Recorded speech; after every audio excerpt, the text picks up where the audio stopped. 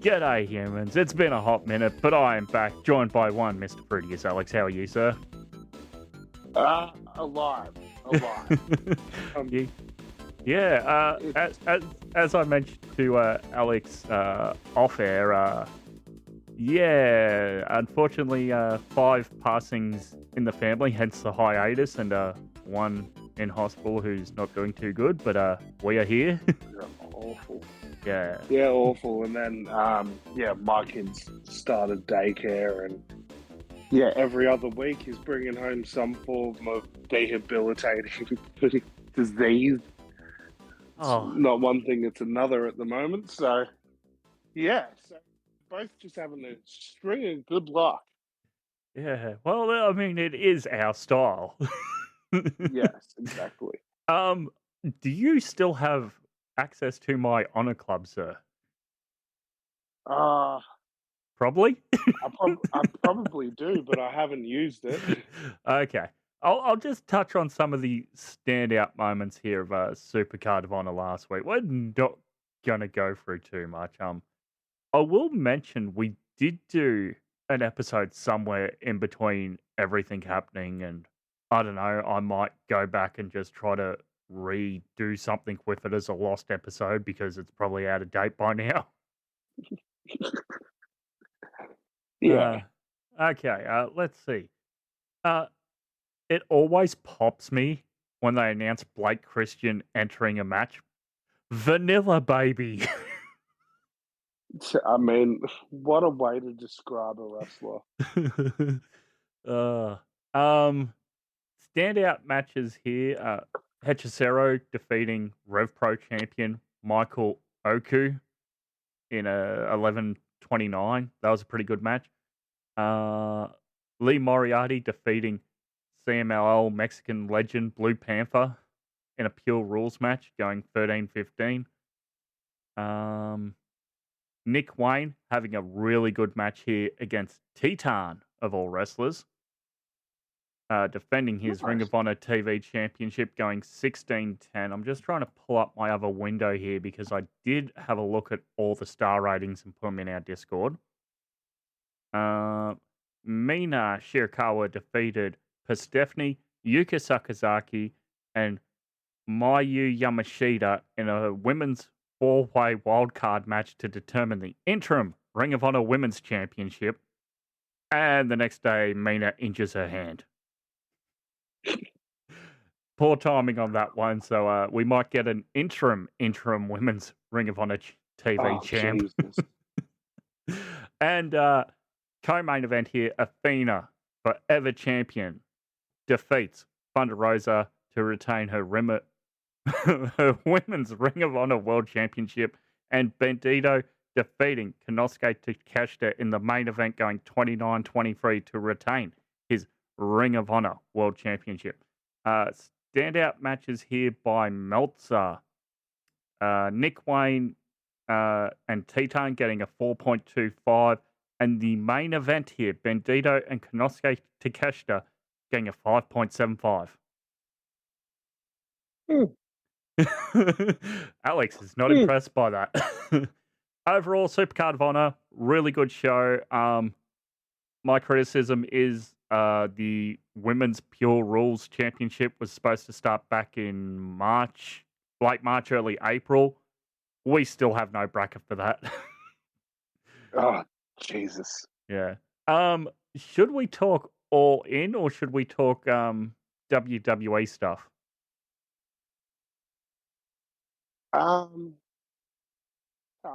We're in the flow. Let's go to All In. Are you all in? Oh, no. Coming to you from Globe Life Field, reported attendance around 29,000. Did we get a final figure from any outlet that you saw, like a WrestleTix or anyone? Not that I'm aware of, but I'm sure it's out there. But did you catch any of the pre-show? I caught some of it. Yeah. Did you catch the breaking news during this pre-show?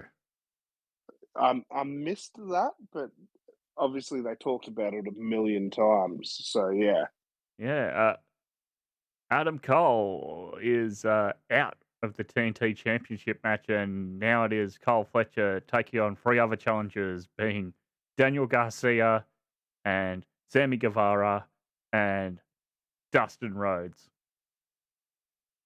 I thought as soon as they announced this, I'm like, why are we not just having Sons of Texas open the show defending their Ring of Honor trios 6-man belts against Shane Taylor Promotions in a 6-on-6 match, 3-on-3 match? yeah. Why don't you put like Dustin Rhodes and the Von Erichs on your biggest Texas show ever as a team? Also that, but like fuck.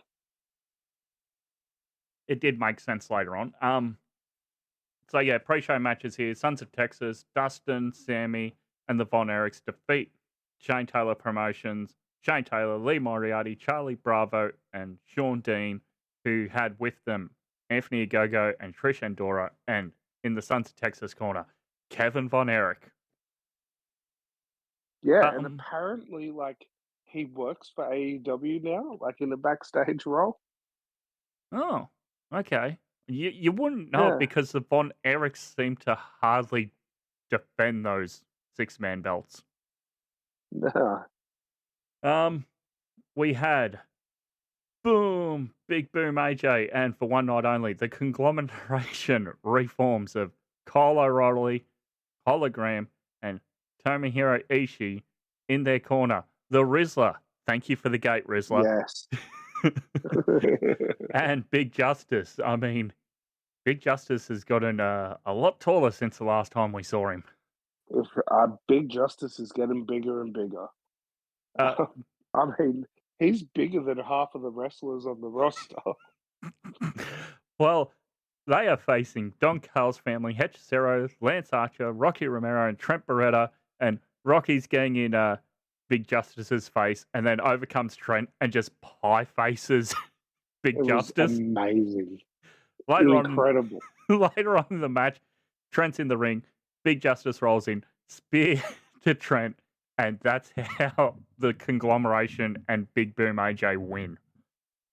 Yet another person who has a spear as a finisher. Yeah, well, it will be interesting to see which one of him or -1 get their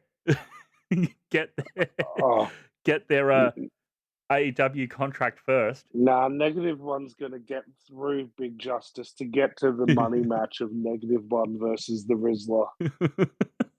Well, I should mention -1 came out unmasked on the Ring of Honor pre-show when Dark Order defeated the frat house that also now includes frat house member Preston Vance. I did see that. Yeah. That was pretty cool, actually. And your pre-show main event, FTR, Cash and Dax with Stokely in their corner, defeat the Outrunners. If we didn't have Sons of Texas holding the Ring of Honor belts, this would have been the moment to give the Outrunners those belts.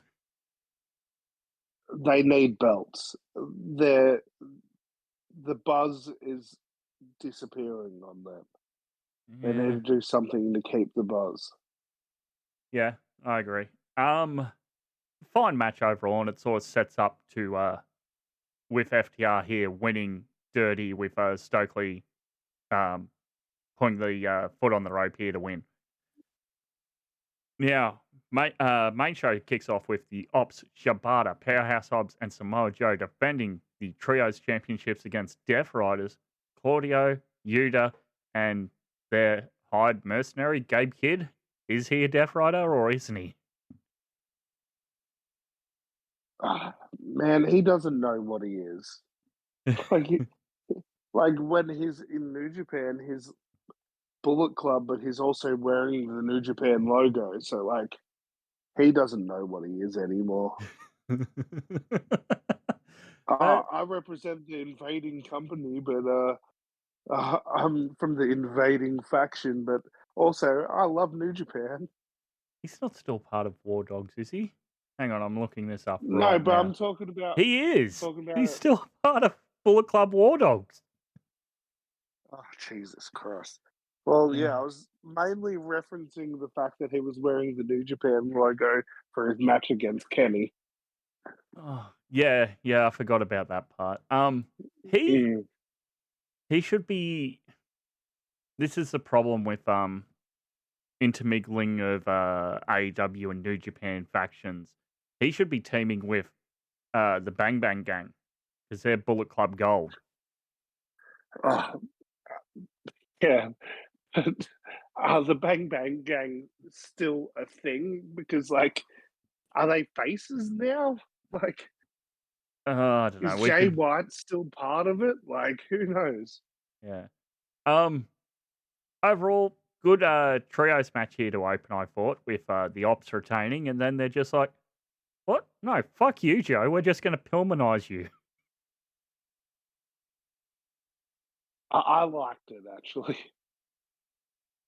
Yeah, it Yeah, needed get him out of the way for the main event.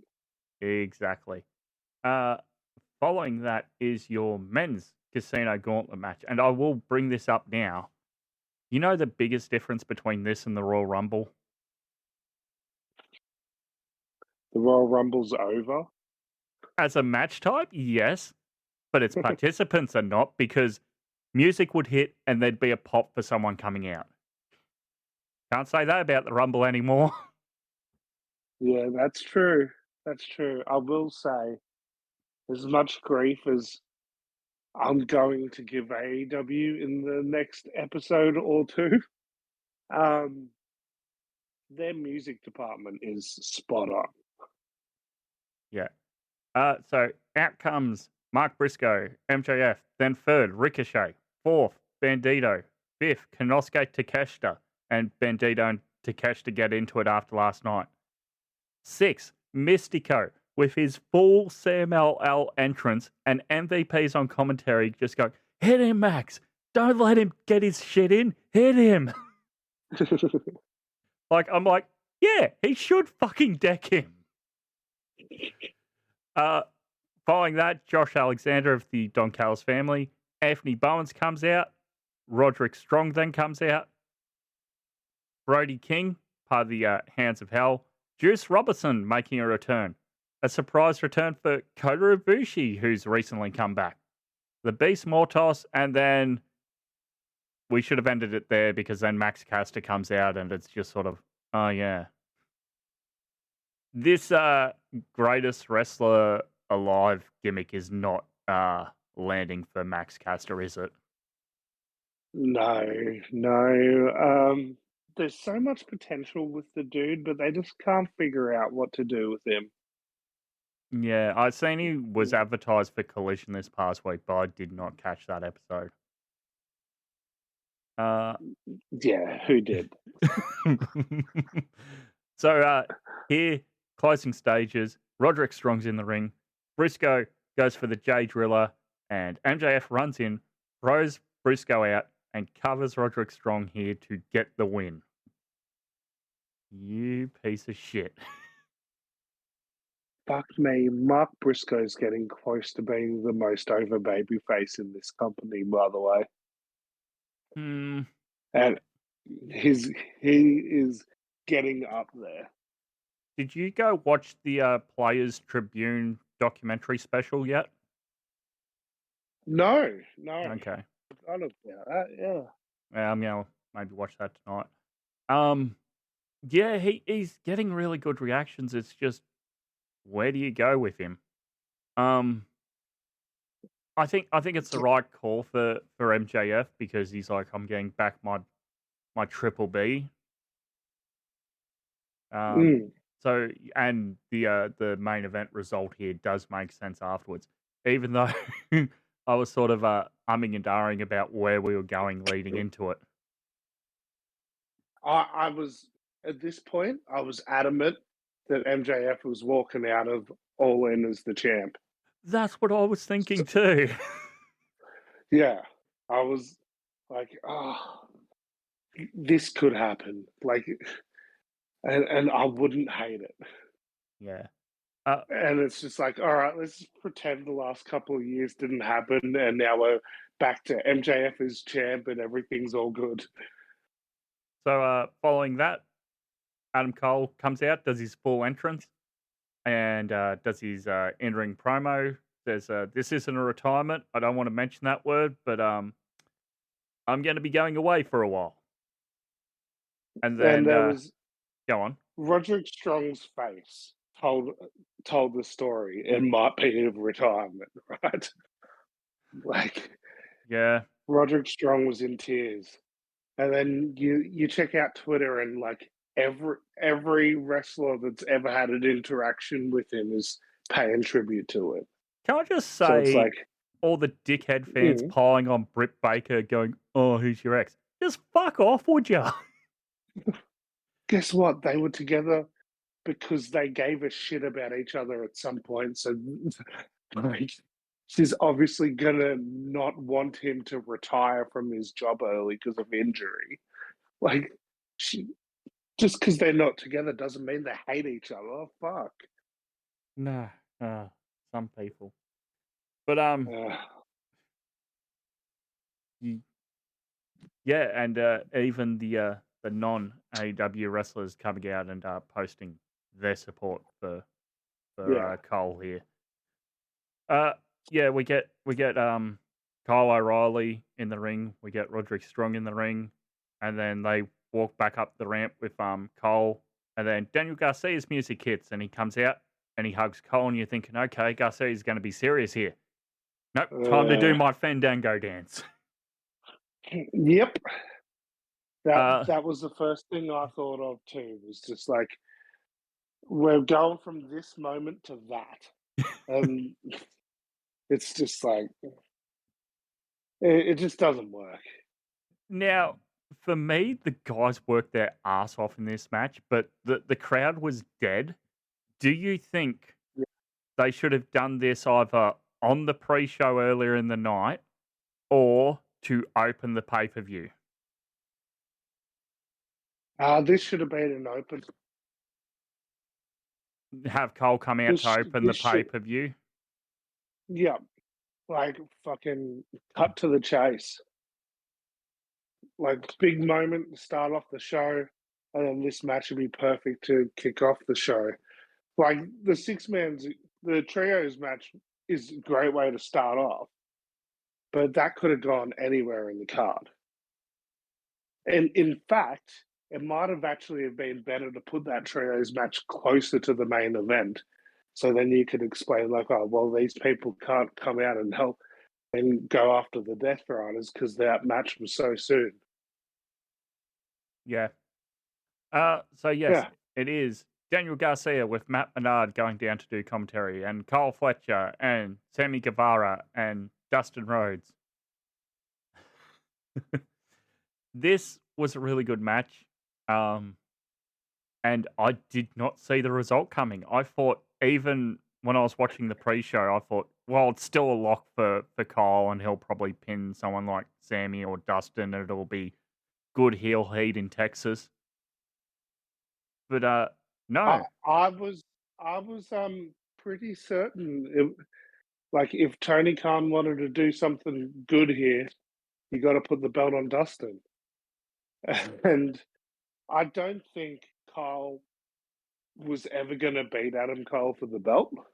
I don't think it's Kyle's time yet.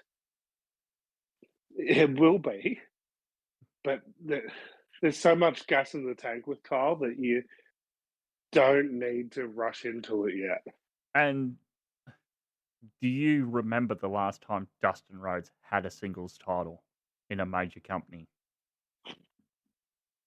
Like, we're probably talking hardcore title 2002. 1999 Intercontinental Championship. Fucking hell. Mm-hmm. Yeah. Actually, no, where I got confused is he had a hardcore title match at WrestleMania 18 against Maven, but he didn't win. He brought out a bunch of like gold trash cans and shit. Yeah, Jesus. Okay. Yeah, that long. I did watch the post-show press conference and Dustin talking. I sort of started my career on the TNT network, and now to be the champion of the network again is really important because he was WCW TV champ once, I believe. Mm. Yeah. I also like. He was US champ. He was US champ in WCW. Okay. I do like how the next week on Dynamite, Fletcher says, "That was my moment, Dustin, and you took it from me, and now I'm going to take everything from you." So hopefully we're getting like a storyline of Don Callis' family going after the Sons of Texas, trying to take the trios belts, the tag belts, and the TNT belt. Yeah, I don't mind it. Yeah. Following that was the tag team match where if Swerve and Ospreay lose, they will not challenge for the World Championship for one whole year. But if the Young Bucks, Matthew and Nicholas Jackson lose, they will lose their EVP status. Going 25-50. What the fuck was this match? I mean, Meltzer loved it. Did you not? I mean, like it was a good match, but is this really the best use of these two baby faces? I'd argue for the time to put them somewhere on the card. Otherwise, they're just in the Casino Battle Royal. Man, well, like, I didn't feel right about the fact that these guys have just sort of been crowbarred together. I mean, also, I don't like the fact that you got like a non-title tag match that completely overshadows your tag titles. That is not usually the Tony Khan way. Yeah, that's a fair point. I really enjoyed this match. It is what you expect a Young Bucks match to be. A lot of or a Will Ospreay match to be. a lot of fast-paced offense. A lot of near falls. I really enjoyed this match. Yeah. Swerve and Hangman. What was it? The House Call Hidden Blade combo for the win. Yeah, something like that. It's still really cool. And like they are a great team together. It just really felt to me like, shit, we've booked everything else. Let's figure out a way to make people care about. We'll just tuck them in a tag match. Although I'm certain, like next year's All In, like Ospreay's winning the belt. They have confirmed it is for Wembley next year. Yeah, which just screams Ospreay's winning the belt. Okay, let's go on a holiday to the UK. At least we know it's not going to get downsized like Brisbane did. Exactly. All right. So yes, Swerve and Ospreay winning. The Bucks get stripped of their EVP status. The next week on Dynamite, they come out, no pyro, and the Tron stops, and then it's like MS Paint Titantron of Young Bucks, Matt and Nick. See, it's good. It's good storytelling. It's getting rid of what people were complaining about, the Bucks being like dickhead heel EVPs. I mean, that Titantron was amazing. So good. So good. Following that is the women's Casino Gauntlet match. Statlander comes out. Megan Bain, number 2, with Penelope Ford. Willow Nightingale comes out. Then Tay Mello comes out, accompanied by Anna Jay. And as Penelope's up on the apron, she knocks down Anna Jay, and up on the other apron, Harley Cameron's there in her pink face mask. Phil the Raft. pushes off Penelope Meow. Ford. Pushes off Penelope Ford and Penelope Ford, Anna Jay, and Harley Cameron all go to the back. Out next is Tekla, then Julia Hart, accompanied by Sky Blue. Queen Amanada is next. Mina Shiyakara gets in, and at one point, Mina puts on a submission to Sky Blue, who's in the middle of the ring, and Sky submits. Mina thinks she's won, but the ref's telling her, no, Sky's not in the match. You haven't won. Out next, huge pop for Athena. Then Thunder Rosa. A surprise entrance here, as if you're watching these events in order. On the Ring of Honor card, we saw that she was coming soon. We didn't realize it was the next day. Suri from Stardom. And closing out was Alex Windsor. Like, I understand the UK independent wrestling fans talk up a lot about Alex Windsor. I haven't really seen that much of her myself. Yeah. It felt like our last entrance on the two casino matches were just sort of like, and this person.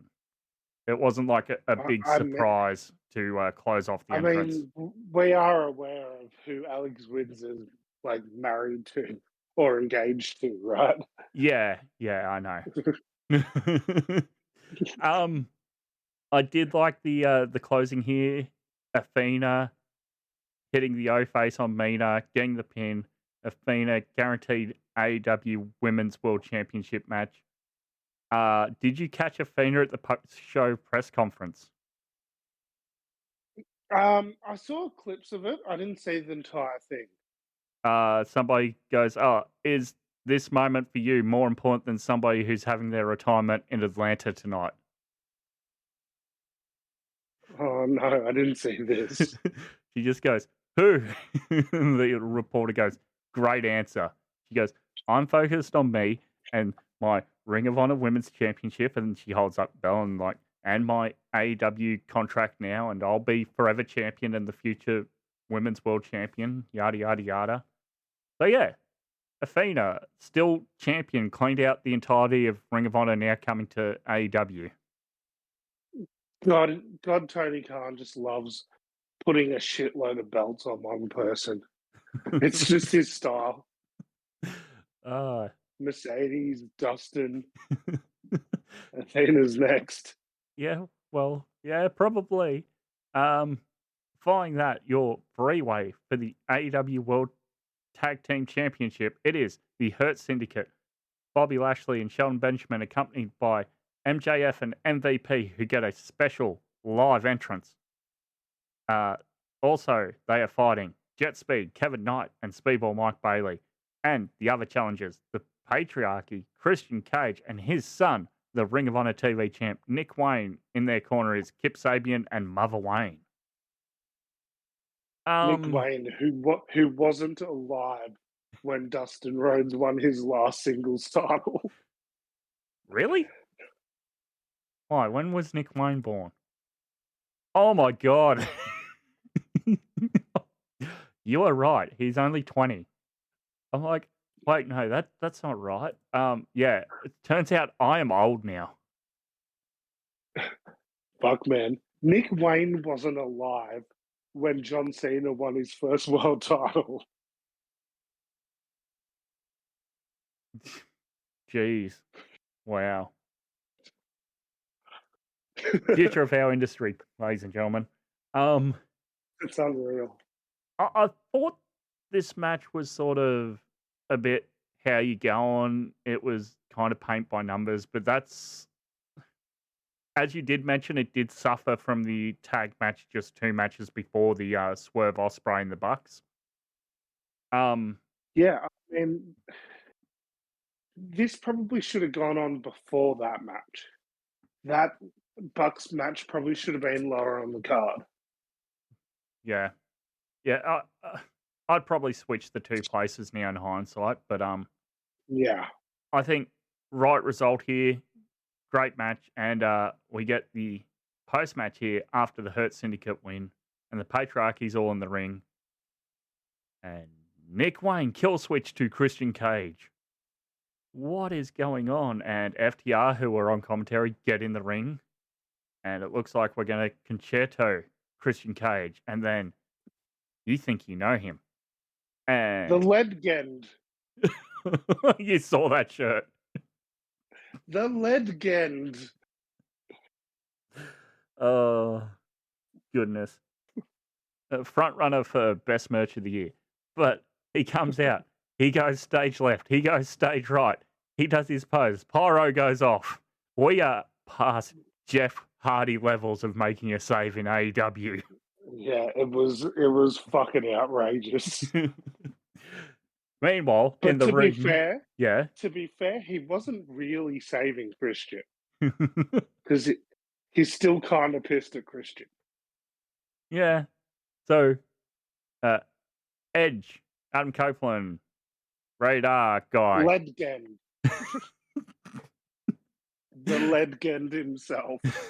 He comes down to the ring and clears the ring and then tells Christian 3 simple words: go find yourself, and walks off. Oh, how cute.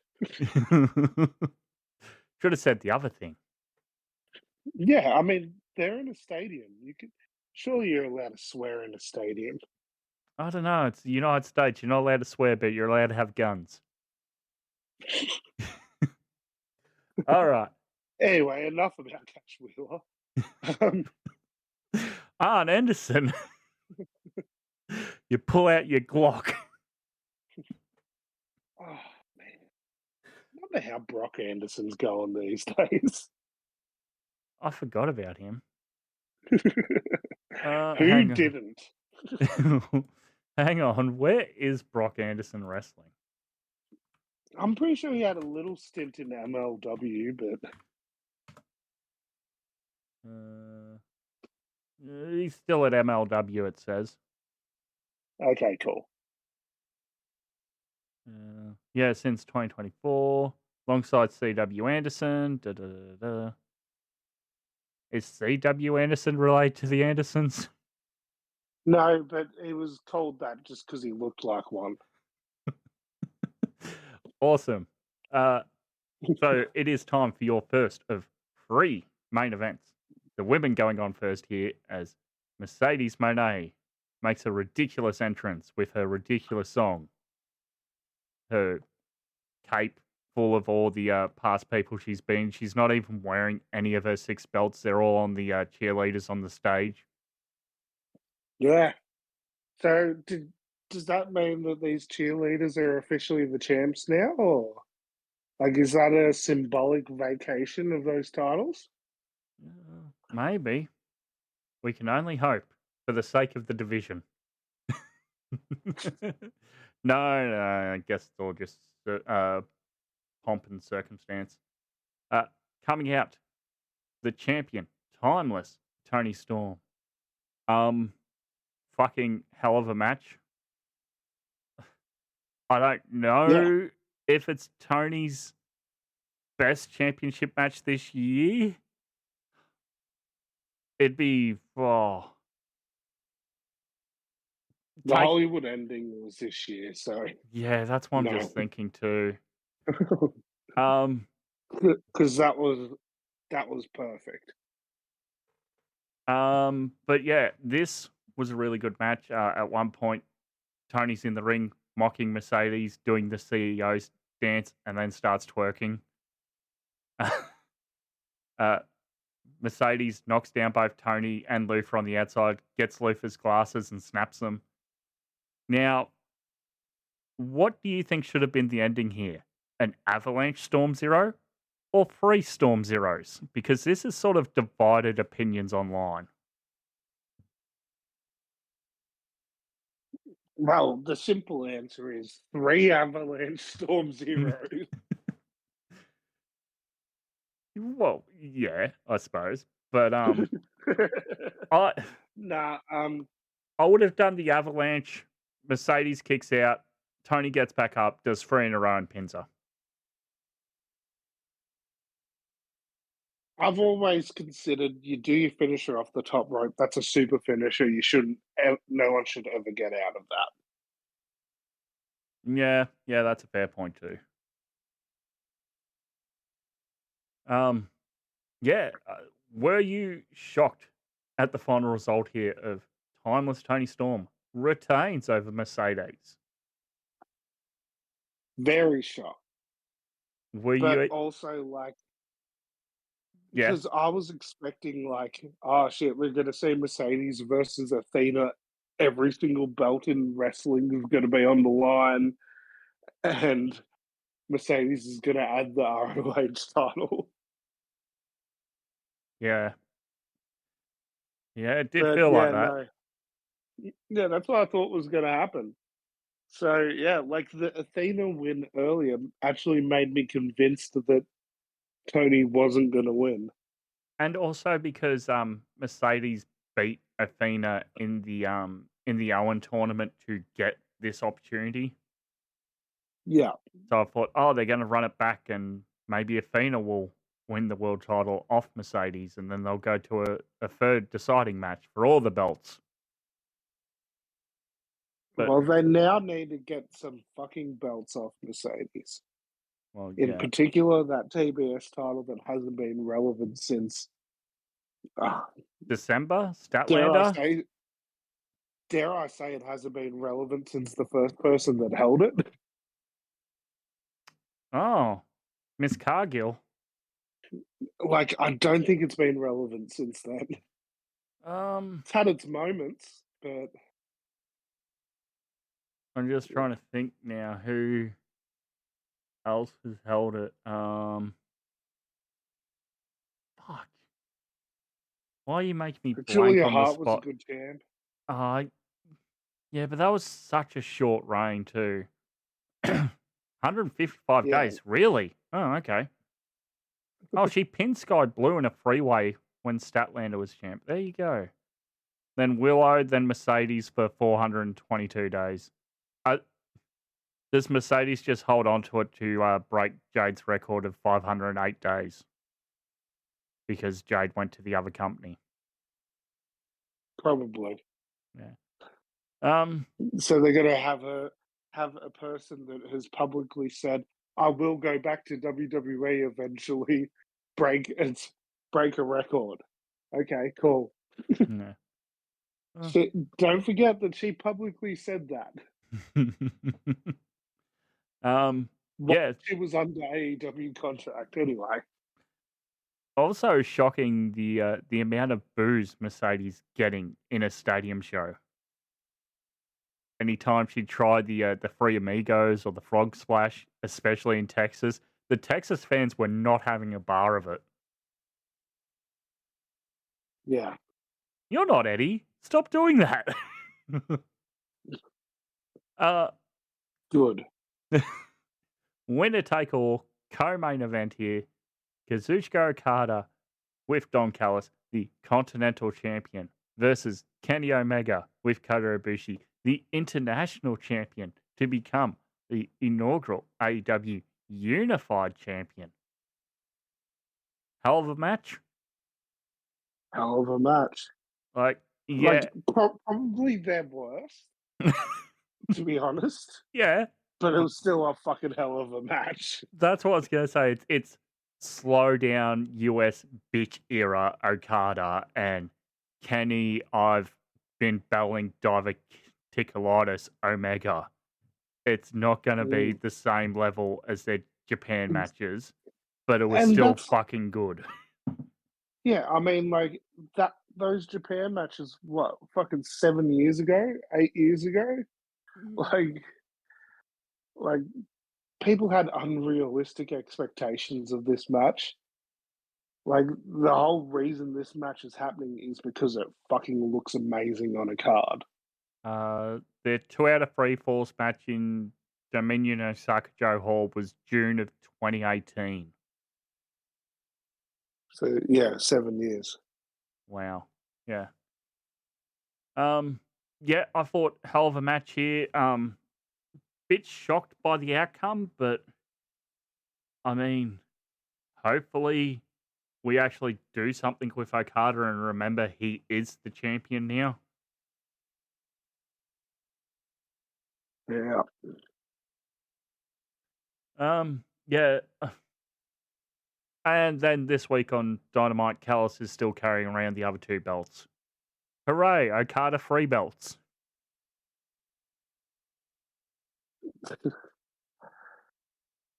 Yeah, I don't understand why unify the belts if you're going to keep the 2 belts, and why bring in a new belt if you're going to keep the 2? Whatever.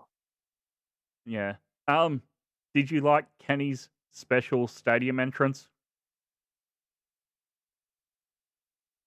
It was good. Yeah. I loved the flames and all that, but it was a decent live performance. It's just no battle cry, is it? It's no Devil's Sky. Yeah. It's probably his worst theme. It's still a good theme. It's like saying this is the worst Okada Omega match. Yeah, it is, but it's still better than most matches you'll ever see in your life.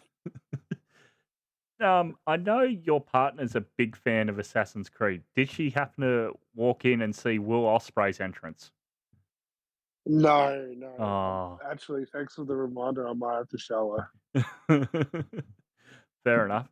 That's his third big stadium Assassin's Creed entrance after his Tokyo Dome and Wembley last year. Old Will certainly loves Assassin's Creed. Now, main event. Give me Texas Death. It is Jon Moxley with Marina Shafir, the defending AEW World Champion, taking on Hangman Adam Page. We are back to classic Hangman with his entrance theme as he comes out. Yeah, I mean, it had to happen. Yeah. And straight off the bell rings. Mox takes down Hangman, and Hangman forked to Jon Moxley's head. And this was the point where Alex went, right, I'm putting the kid to bed. No more Texas Death for you. Actually, the kid did watch a fair bit of this. Okay, let's just hope he doesn't retain much of that. Yeah, the kid's 1 year old, and I'm just trying to explain to him the history of the fork in wrestling. Well, you say it was popularized by Abdullah the Butcher, but it was even used by Ox Baker way back in the 50s. Ox Baker, the WCW Australian legend himself. Yeah, they've all used forks. If you're a big burly heel pre-80s, you had a fork. Oh goodness. This match was fucking amazing. As much as I hate Moxley, I'm just going to go out and bleed and yada yada yada. I really, really love this match. I cannot do it justice. The fact that we have the Death Riders come in and then the troops come in to sort of even out the numbers, and Ospreay's there, and then he gets taken out and he's being stretched out whilst this match is still going. I'm just saying, did the ending of did all the run-ins and all that, did this feel like a unrated, non-PG version of Cody versus Roman at WrestleMania 40? But better? Yes. Yeah. It felt like 100% better, but it just felt like a more violent, grittier version. And okay, people have given the Death Riders a lot of shit. It wasn't the best title reign. It definitely stagnated the product a little bit, but holy fuck, this was a hell of a way to end it. We have real glass. I'm sure somebody somewhere is crying a river in the other company as Moxley and Hangman both take bumps on this real glass. Death Riders are ringside and saw the Ops come out trying to even out the numbers, minus Joe, who's been taken out. Ospreay's taken out. Not Hangman. Mox calls for the briefcase, so Marina goes to get the briefcase and is handcuffed at the desk by Nana, who comes out from under the desk and dances. Then we cut to the big screen, and it's Darby fucking Allin on top of Everest saying he's coming to take everything from Mox. And I fucking love that he took the time when he was on top of Mount Everest to cut a promo for this. so he, like, drops in from the top of the stadium to the ring and attacks Mox, unclips himself, goes and does a coffin drop to the Death Riders outside, and out comes Swerve. He's got the chain because Hangman gave it to him earlier in the week, and he's sort of looking, and he throws in the chain, and I completely forgot how the first death match ended, and I'm so glad I didn't go back and watch it. Hangman Yeah. gets Mox in the chain and is choking him, and Mox is sort of firing it out, and then they spill over the top rope, and Mox is being choked out. And I think Mox deliberately waited a little bit too long because he starts to turn a bit, and then he taps. And Hangman wins. He was, that didn't look like a work, brother. So, new AEW champion, and the little details here. I forgot the run in here of Blue Panther, and then Blue Panther chants yes. And it's not Blue Panther, it is Bryan Danielson. And as Hangman goes to open up the briefcase, he removes it, and it's still got the little Bryan Danielson side plates on it, showing that he was the last champion. This was the last time you saw the belt. And we go off the air with Hangman being your champion now. Fucking amazing. Yeah, it's perfect. So matches recommended by Alvarez and Meltzer. They recommend Swerve and Ospreay versus Bucks. And then the 3 co-main events, all above 4.25. Yeah, I don't disagree. But as far as I'm concerned, that is the perfect way to end a big show like All In. Yeah. That is main event championship wrestling at its finest. Okay. Like, that is when you pull out all the violent shit. So that's fine. I think what might have diminished it is how often it was pulled out during that championship reign, all these violent things. That's the only thing that might have diminished this main event.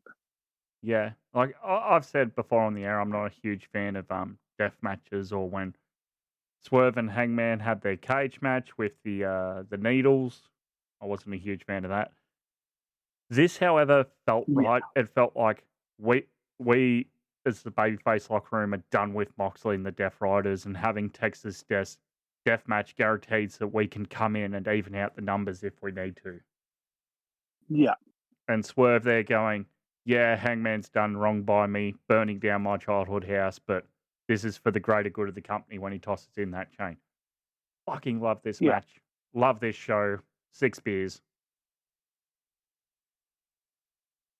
Man, it's at some point too, like during this title reign with Hangman, they can fucking main event a pay-per-view with just a non-title tag match by just saying like Hangman and Swerve are going to team up. Yeah, they probably could.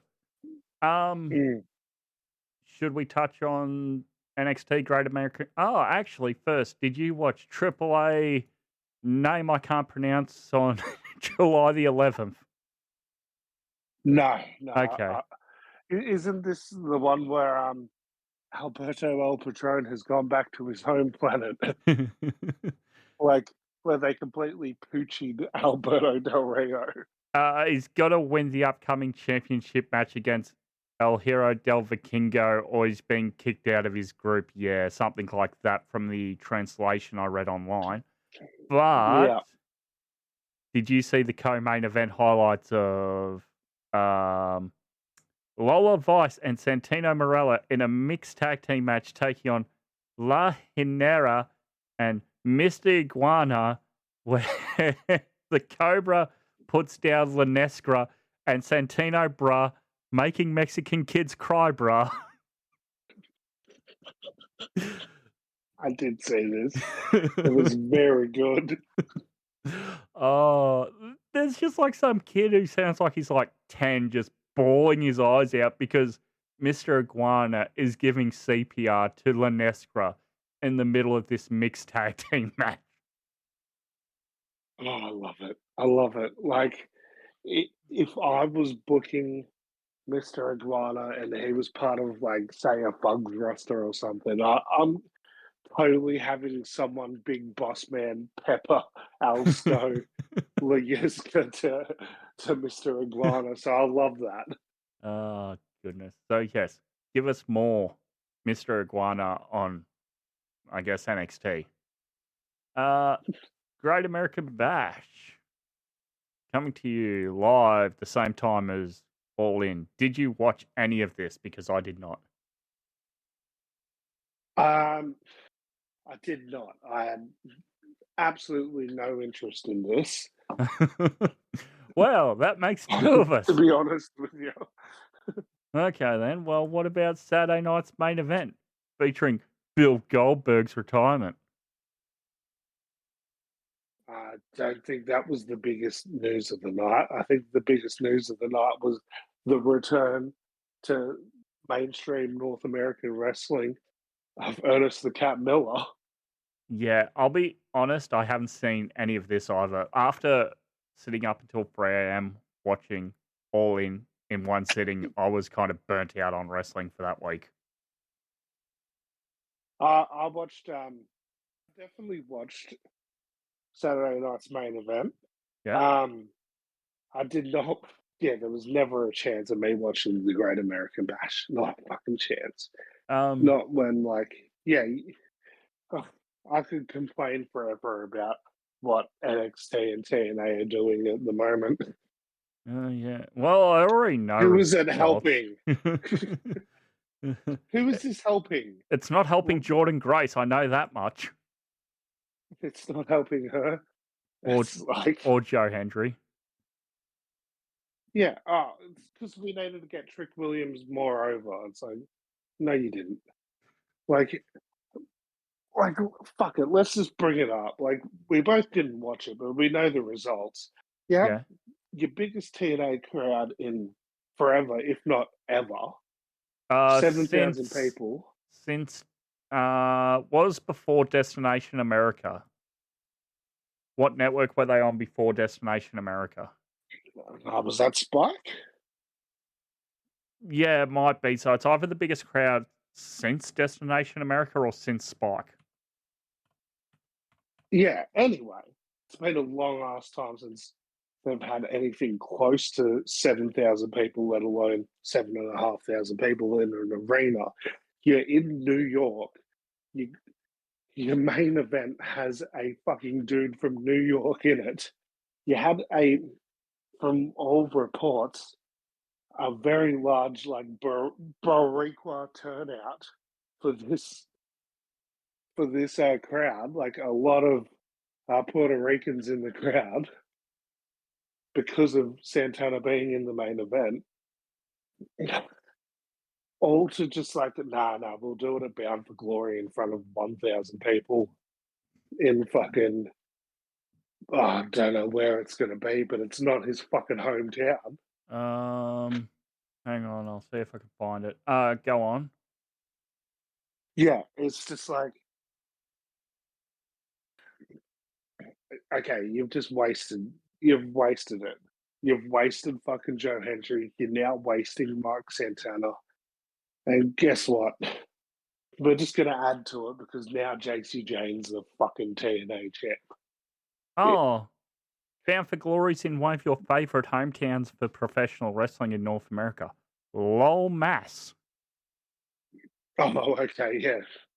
Yeah, that is hardly Puerto Rican country. It's the same weekend as Crown Jewel Perth. Right, okay, so they're probably more than likely going to be in that same arena that Shawn Michaels lost his smile in, because that was Lowell Mass. So yeah, definitely like 1,000 people at most. Yeah. Anywho, so now JC Jane's the NXT, the TNA Women's NXT Champ, champion. the next TNA champ.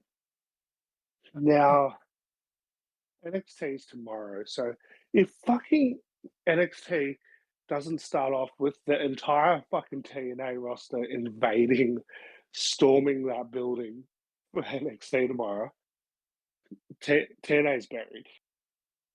Honestly, They weren't because it already. just makes them look like fucking idiots. I love how their And it's like, president gets shown on camera and he's just like, I do not approve of this, but I'm going along with it. okay, I get it that more than likely, like Bound for Glory ends with all the TNA belts back in TNA. Okay, but where is the big, like, how come we're not seeing any NXT belts getting held by a TNA person? Like, you're not really giving TNA the win, you're just undoing your wins. Yeah, I do need to do a bit more there. Yeah, and it's like, okay, so I all those years ago, we were giving shit to TNA for allowing fucking Kenny Omega to basically hold up their world title. It's only fair of us to give TNA the same fucking shit for all of this crap. If anything, like, we thought the AEW TNA partnership was one-sided. This is worse. Yeah, because it's not even main roster. It'd be like if it was Ring of Honor when Ring of Honor's under Tony Khan and TNA having a partnership and Bandito winning the TNA world title.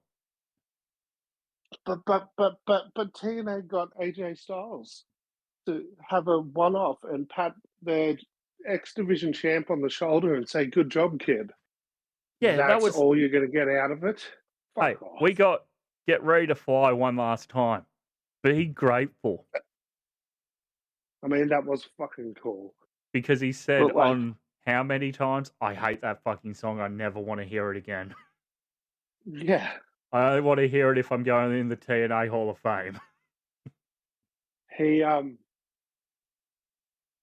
he's talked about retiring next year. There's lots of talk about AJ's retiring next year. His last match, but he better come out to that. He has to. He has to. But anyway, yeah, WWE's getting all the fucking profit out of this. Like, okay, TNA's now drawing bigger houses. Okay, that's a fair point. But what if this was actually just a TNA show? Are they having 7,000 people show up if AJ Styles not getting announced beforehand? If Trick Williams isn't on the card? Yeah. If the NXT and TNA women's titles weren't up for grabs in a winner take all, probably not selling 7,000 tickets. Are you kidding? Real One was responsible for the gate. Thank you very much. Hey, it's good to see Josh Bishop finally make it on a major North American promotion as well. Josh because Bishop? That motherfucker is, yeah, that's so yeah, Enzo and Zilla Fatu teamed up with Josh Bishop, who is 100% Sid, leather vest, okay, bleach blonde hair. Looking this up. The next Sid. Why, have you seen him in like NWA or MLW or something before? Yeah, I've seen some of his stuff on the indies. He's done a bit with MLW. He used to do a bit with. Oh my god! Defy? He does look like. Oh my god, he does look like a modern day Sid. Oh my god! Right. Can we just push this dude to the moon? Yeah, he's got the curly noodle hair and everything. Yeah. Yeah. Yeah, like this dude is like legit, and like I actually think like Enzo probably is well overdue a second shot at a major promotion. So go for it. Like he's still getting cancelled for something he was proven to be innocent on. So like, what the fuck? Like, Yeah. okay, he's a bit toxic backstage, fair enough. But like, what crime did he commit? Yeah, meanwhile, you've got Logan Paul for the other company, and that's all I'll say about that Exactly, because he's very exactly. lawyer happy. Anyhow, All right. Saturday night's main event, extra large. Did you watch? I did. Um, yeah, I mean, I popped for a few of the cameos in this. Why is Jelly Roll good friends with Randy Orton? I don't fucking know, but I mean, I don't know much about Jelly Roll's music because that's not my style of music that I'm into. But I have seen a few clips online. He seems like a pretty cool dude, and you know that choke slam at SummerSlam the other year, that was sick. So it was all lost in theory, but it was sick. Um, oh, was that the Rumble? I can't remember. Anyway, Yeah, I know. um, it does feel really weird that Randy Orton's in the I'm teaming with a celebrity spot. Because, like, 10, 15 years ago, Randy Orton would be the guy punting this guy in the head. Yeah. Yeah, like, could you imagine? Like, this is essentially like Stone Cold Steve Austin teaming up with like a celebrity in the 90s. Like, Kid Rock. uh, yeah, it'd be like Stone Cold and like Kid Rock or Fred Durst or some shit are teaming up together, and like Stone Cold's like patting like Kid Rock on the back, and like it's just weird that Randy Orton hasn't even tried to RKO Joey Roll yet. Probably happened after their match. Um, I hope so. what about Solo Sikoa with his family versus Big Jim for the US title?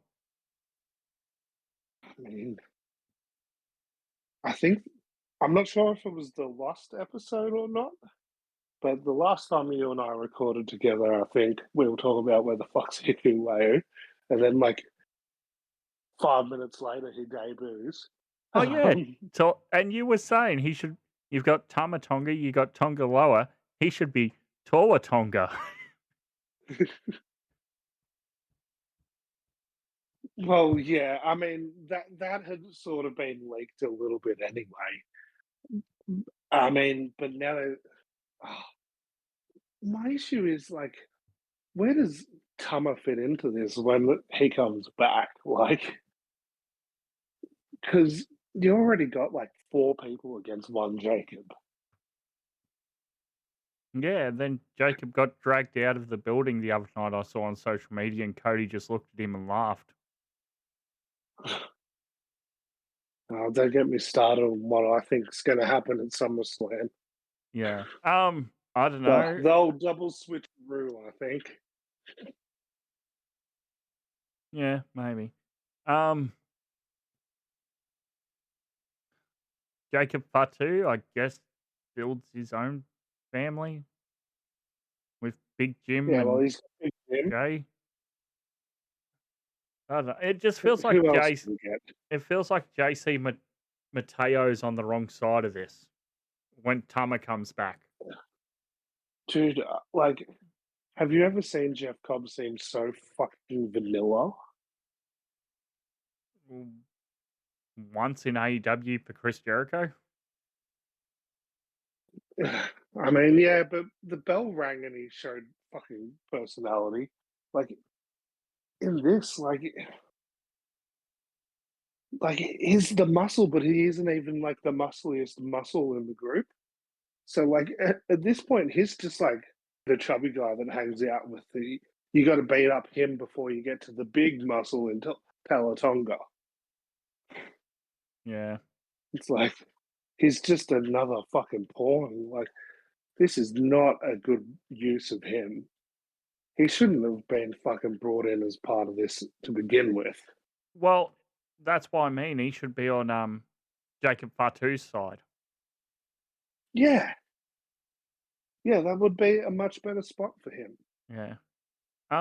Like, he's got the moveset to be a babyface. I've seen this fucking dude shooting stars. Like, yeah, What about it's probably a better use. LA Knight? Yeah, versus Seth Rollins. Oh, yeah, poor Seth. But this is even more evidence that they shouldn't have given him the briefcase. So what do you actually blow out? It's nothing's been confirmed. It's just, I've just heard that it's his knee, which he's had multiple operations on before. Does he wear a brace? I think he does under his tights. Okay. Yeah, well, that sucks. Because if you recall, like, well, actually, the first time he had Money in the Bank and then he cashed in, like, his world title reign ended because he did his knee. He had to vacate it. Was that match against Kane in, like, the Europe tour? It was a house show against Kane, yeah. Because he went for the sunset flip. Yeah. Yeah. He just landed wrong. It was the same sort of deal as this. He just went for a real basic thing and just landed wrong. So it's a freak accident. We've seen before people defend the Money in the Bank briefcase. Like, I think Damian Sandow, Cody had a match. I think Mr. Kennedy and Edge had a match. But this is different because Seth is actually out, like, off the roster. Can he transfer it to Bron Breakker? I mean, it's possible, but they've also said, like, they've said on Raw, like, Seth's got a whole year to cash this in, so. Yeah, that's true too. I mean, yeah. And then just leave Seth's return for the cash in is a massive pop in itself. That'd be nuts. Yeah. That is something that, like, when we were doing Fugs, I'd thought about doing. And I think I was actually in the process of doing was I created, like, some, like, Money in the Bank style title shot thing. And then whoever won it, I just had them disappear. And they weren't going to show up again for months until they cashed it in. We do need to get back to that one day. Yeah, fuck. If I had the time to write one, that would be sick. What about your main event here? Gunther and Goldberg. We saw Doug Dillinger knocking on the locker room door of Goldberg. That took me back to 1997. There was some good bits of nostalgia here. Fucking Ernest Miller, Josh Barnett walking out Goldberg. Yeah, I mean, it's unreal that Goldberg's last match was the longest match he'd had since 2003. Yeah, I don't know. I honestly think Goldberg should have retired years ago, especially that night where he headbutted the locker and fought Undertaker and was concussed. That should have been it. He should never have been allowed to wrestle again. Yeah. I don't know. I think Gunther did a good enough job that it wasn't sad old man retires. No, I think this was a perfect, like, encapsulation as to why Gunther's in the spot he's in. Do you think before Seth blew out his knee, they were going to have Goldberg win and then Seth cash in on Goldberg? Because this is a long match for Goldberg. Yeah. I mean, I think the match went longer because of Seth's injury. I think that's why the match went longer. But Okay. also, like, they didn't have to make the match longer. They could have just, because afterwards Goldberg goes to cut a speech and the feed gets cut off halfway through the speech. Yeah, So the they could, Canadian feed got cut off somehow. I wonder so they, why.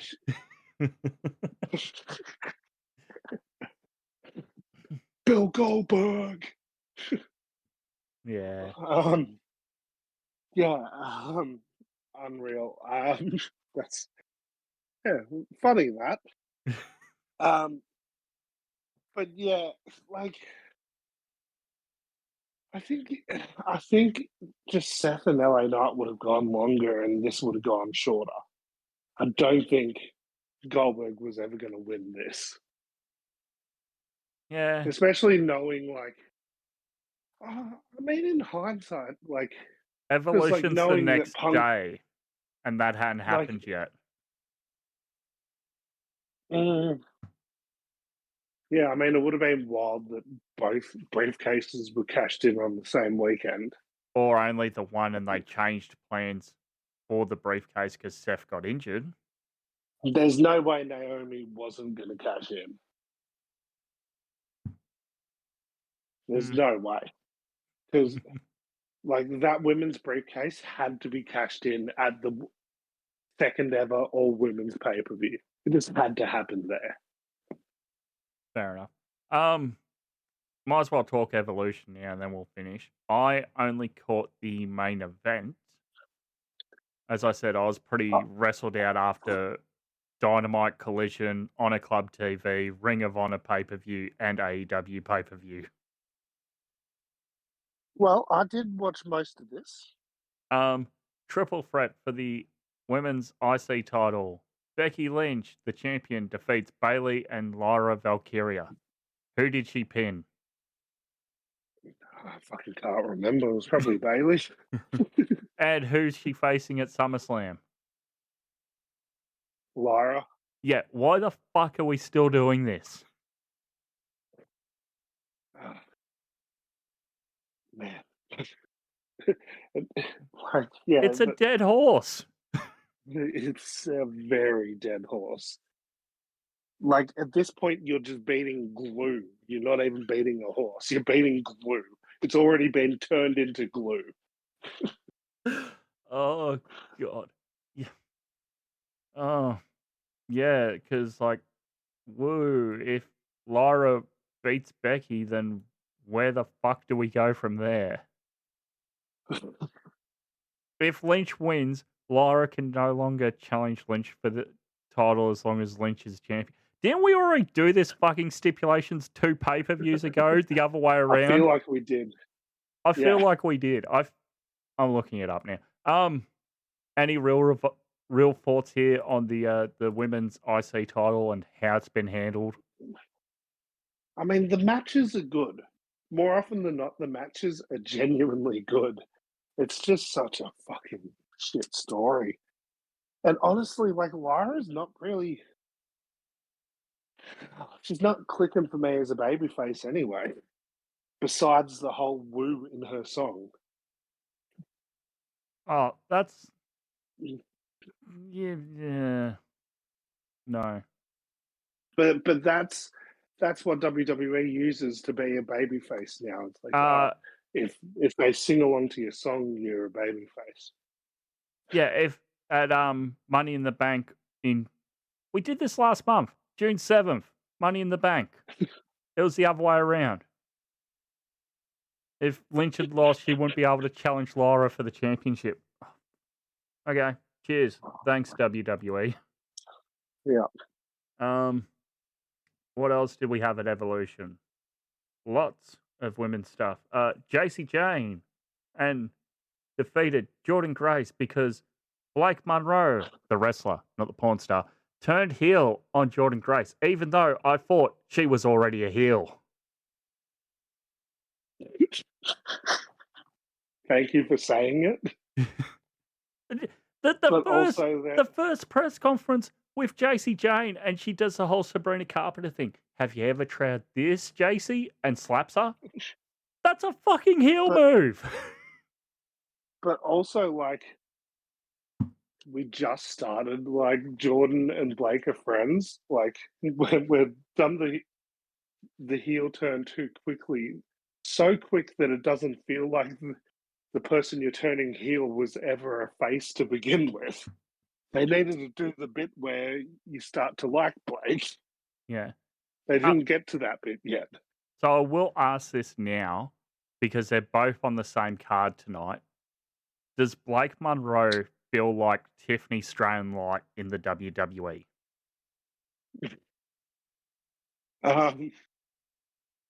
Yeah. Yeah, 100%. I think Blake Monroe is way more talented than Tiffany Stratton. And Tiffany Stratton's very talented, don't get me wrong. But they're so similar. They're too similar. They need to differentiate themselves. I get it, one's a face, one's a heel. They're still like the exact same thing.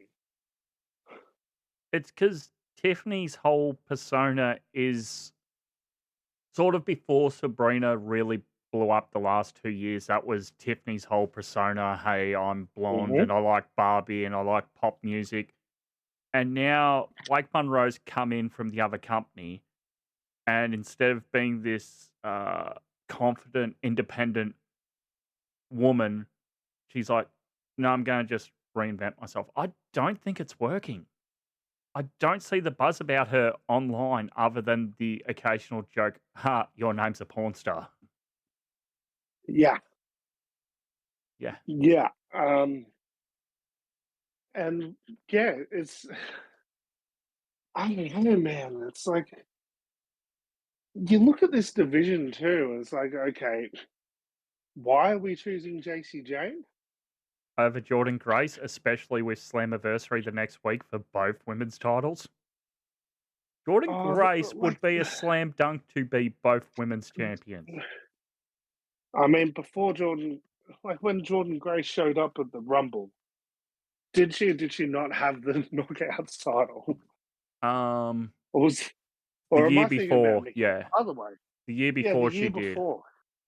Yeah. It's like, okay, maybe like you don't want to do Jordan Grace versus Masha because it's been done.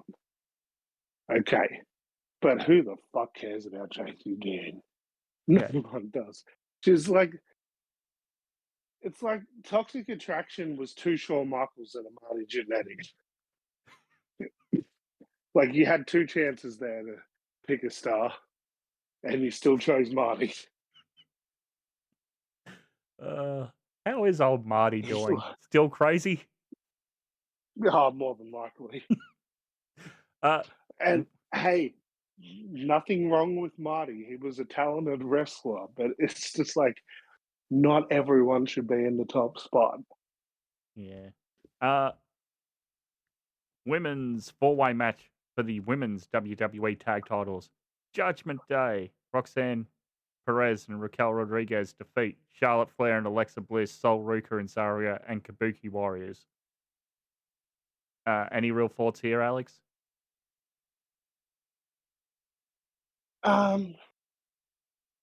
Like, this is fine. We're building this Roxanne and Raquel thing. We're building Alexa and Charlotte as a team. I think somehow, like, Charlotte's coming across semi-likable in this. Semi. Why is Alexa not with the White Six then? With Nikki Cross? I think she's going to be. I think that's when Alexa turns on Charlotte. That will get her cheers. Yeah, that's the problem. Well, maybe that's, yeah. I mean, the Wyatts are kind of baby faces anyway, so. Anyway, yeah, this was what it was. It was tolerable. How'd Zarya go? I mean, she's a star in the making. Sol Rika's a star in the making. I thought we were going to get the big split here.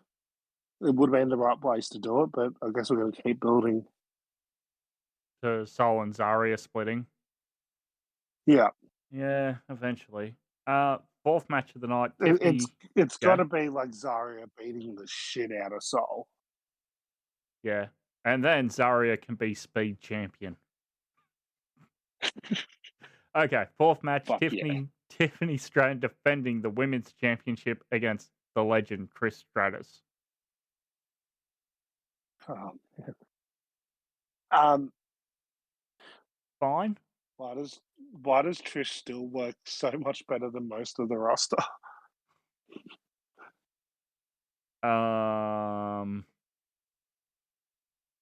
Because she's a vet.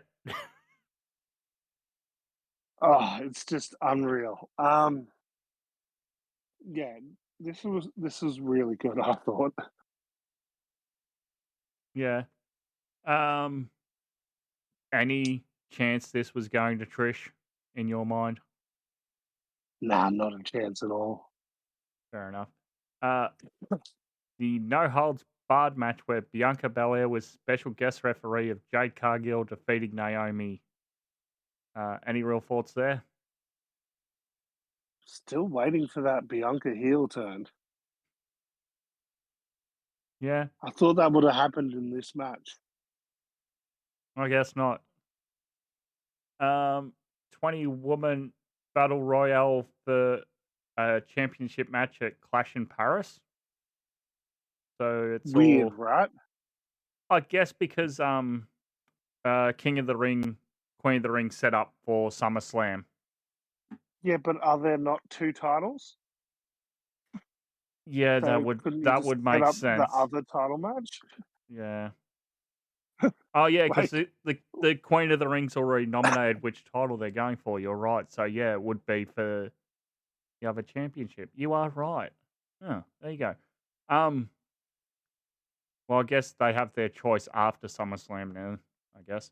Tatum Paxley, Izzy Dame, Ivy Nile, Natalia, Maxine Dupree, Candice LeRae, Jada Parker, Kalani Jordan, Julia, B-Fab, Meechin, Zelina Vega, Alba Fire, Lola Vice, Piper Niven, Chelsea Green, Nikki Bella, Nia Jax, and Lash Legend, along with your winner, Stephanie Vacquier. Seems an odd choice to get a title shot in Paris. Yeah, but I see the vision. I did not see the vision before the main event, but after the main event, yeah, I see the vision. And your main event that I actually went and watched of Io Sky defending Women's World Championship. That's the Raw Championship against Rhea Ripley. And you know what? I'm thinking, yeah, this is a pretty all right match. And the ref goes down, and then they brawl out into the crowd, and then they go back to the ring, and then the ref gets up. And then Naomi decides now's the time to cash in and brings her own ref down and goes to cash in, and the second ref just stands there like a goober, and she cashes in, and then she clocks people with the briefcase, even though ref Jess is in the ring, and she wins. This was fine. I don't see how people are saying it was 5 stars. I disagree personally. What do you think? Tell me why I'm wrong. I've seen this take a lot, and I agree with it wholeheartedly. Like, if I'm given a Wazzy Award today for best wrestler, it's Io. Regardless of gender, right? Yeah. Regardless of gender. Bell to bell, there's no one better. I think outside of the bell to bell stuff, there's still some work to be done. Like, I still don't fully understand what she is as a character, but that's fine. She's the genius of the Shirai, because she used to be Io Shirai, but now she's Io Sky, so she's no longer genius of the sky. No? Right, they did the swapperoo. Yeah. Yeah. But like, I guess maybe her character is that she's just a really good wrestler. Like, that's worked with people in the past. Like, Shibata. like, fuck, Bret Hart. Like, come on. I think the weirdest comparison I could make right now is like I see her wrestle and like I see what she has to deal with in terms of her opponents half the time. It's like I've seen all the arguments about who's the modern day Bret. It's Io. Io is the modern day Bret. Mm. Like she turns like she has matches against people that shouldn't be having good matches against her, and they're fucking phenomenal matches. Yeah, you are right. I cannot disagree with that. And like, if you watch any of Bret and the Undertaker matches, that's Io and Rhea. Like every time you go into the matches thinking like, oh, it's going to be all right, but it's not going to be great. And every fucking time it's fantastic. Yeah, um, I can't argue with that. Like this is a phenomenal match. And then the stuff with Naomi was perfect because no one fucking saw it coming. And this is one time where it's okay to do like we've said on this show in the past, like just because no one saw it coming doesn't mean it's good. Well, this is one case where it's actually good that no one saw it coming. Yeah, I'd agree with that. Do you have a beer rating for Evolution? I guess because you watched the entire show. Yeah, I mean, we got the return of Nikki Bella, so 6 stars, 6 beers. Nah, 7 in the Tokyo Dome. 7 in the Tokyo Dome. Nah, I'll give this a sturdy 4.5.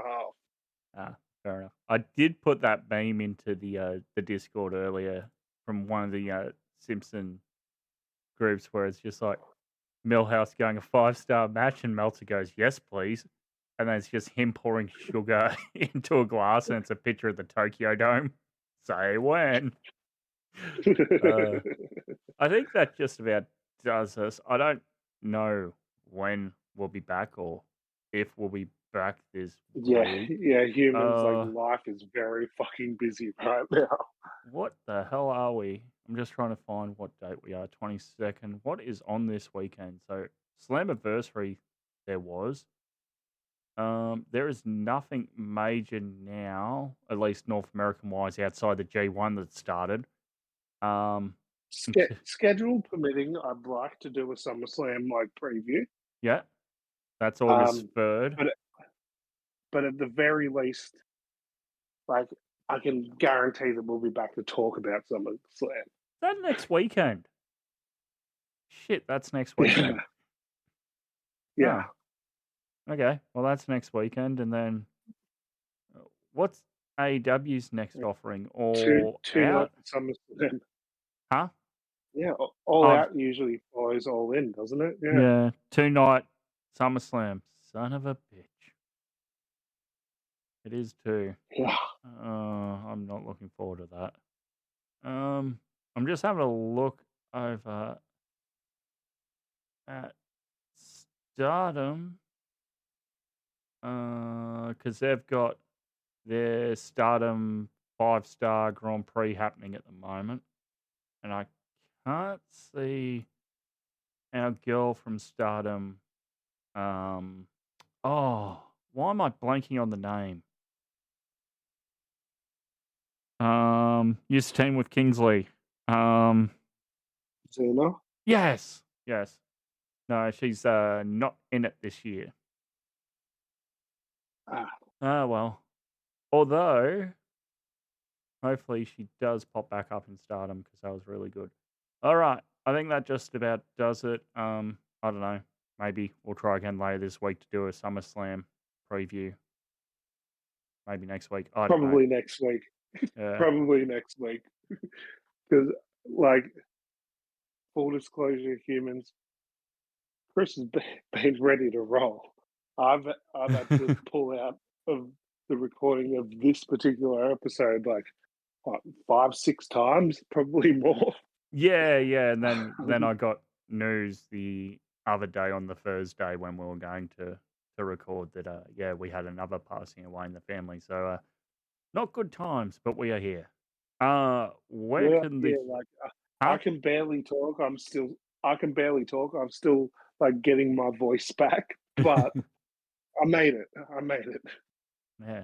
So why is Josh Bishop the new Sid, and where can the people follow you on socials to learn about your love of Sid? Because, well, the answer to that question is because noodle hair and leather vest. Oh, it's the perfect combination for a wrestler. Every wrestler should have noodle hair and a vest. Um, but you can find me at Food and Alex. You can find us at Wrestling Aus Style with an AUS. Search us up on Facebook, Wrestling Aus Style. You'll find Chris at. I'm Chris Funder. Come tell me why my wrestling hot takes are crap, because they probably are. You can go back listen to the Wrestling All Star archive for free on SoundCloud, Spotify, TuneIn, YouTube, and using the RSS feed found in the show notes below. You can shop the merch at Shop Was, also in the links below. Nothing left to say, but good day, and we'll speak to you next time.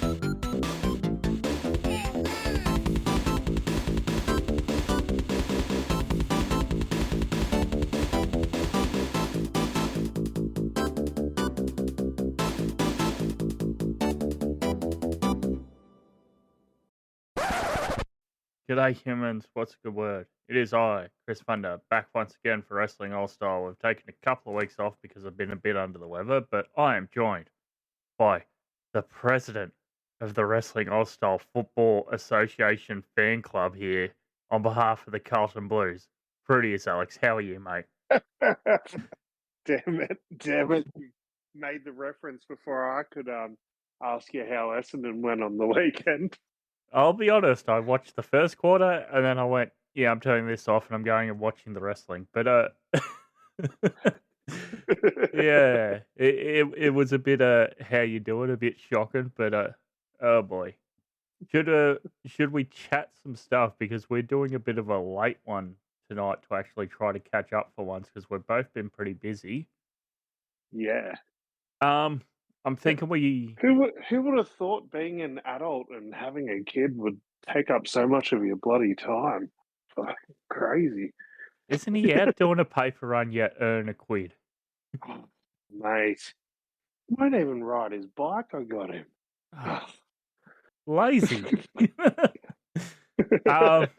I'm thinking we start AEW and then we can run through briefly these 4 WWE sort of major events of the past month. Yeah, let's do it. So I'm thinking I just go through results here and then we can just sort of have a brief discussion of the show. Yep. Because it's been a while and enough's been said probably online about stuff. Yeah.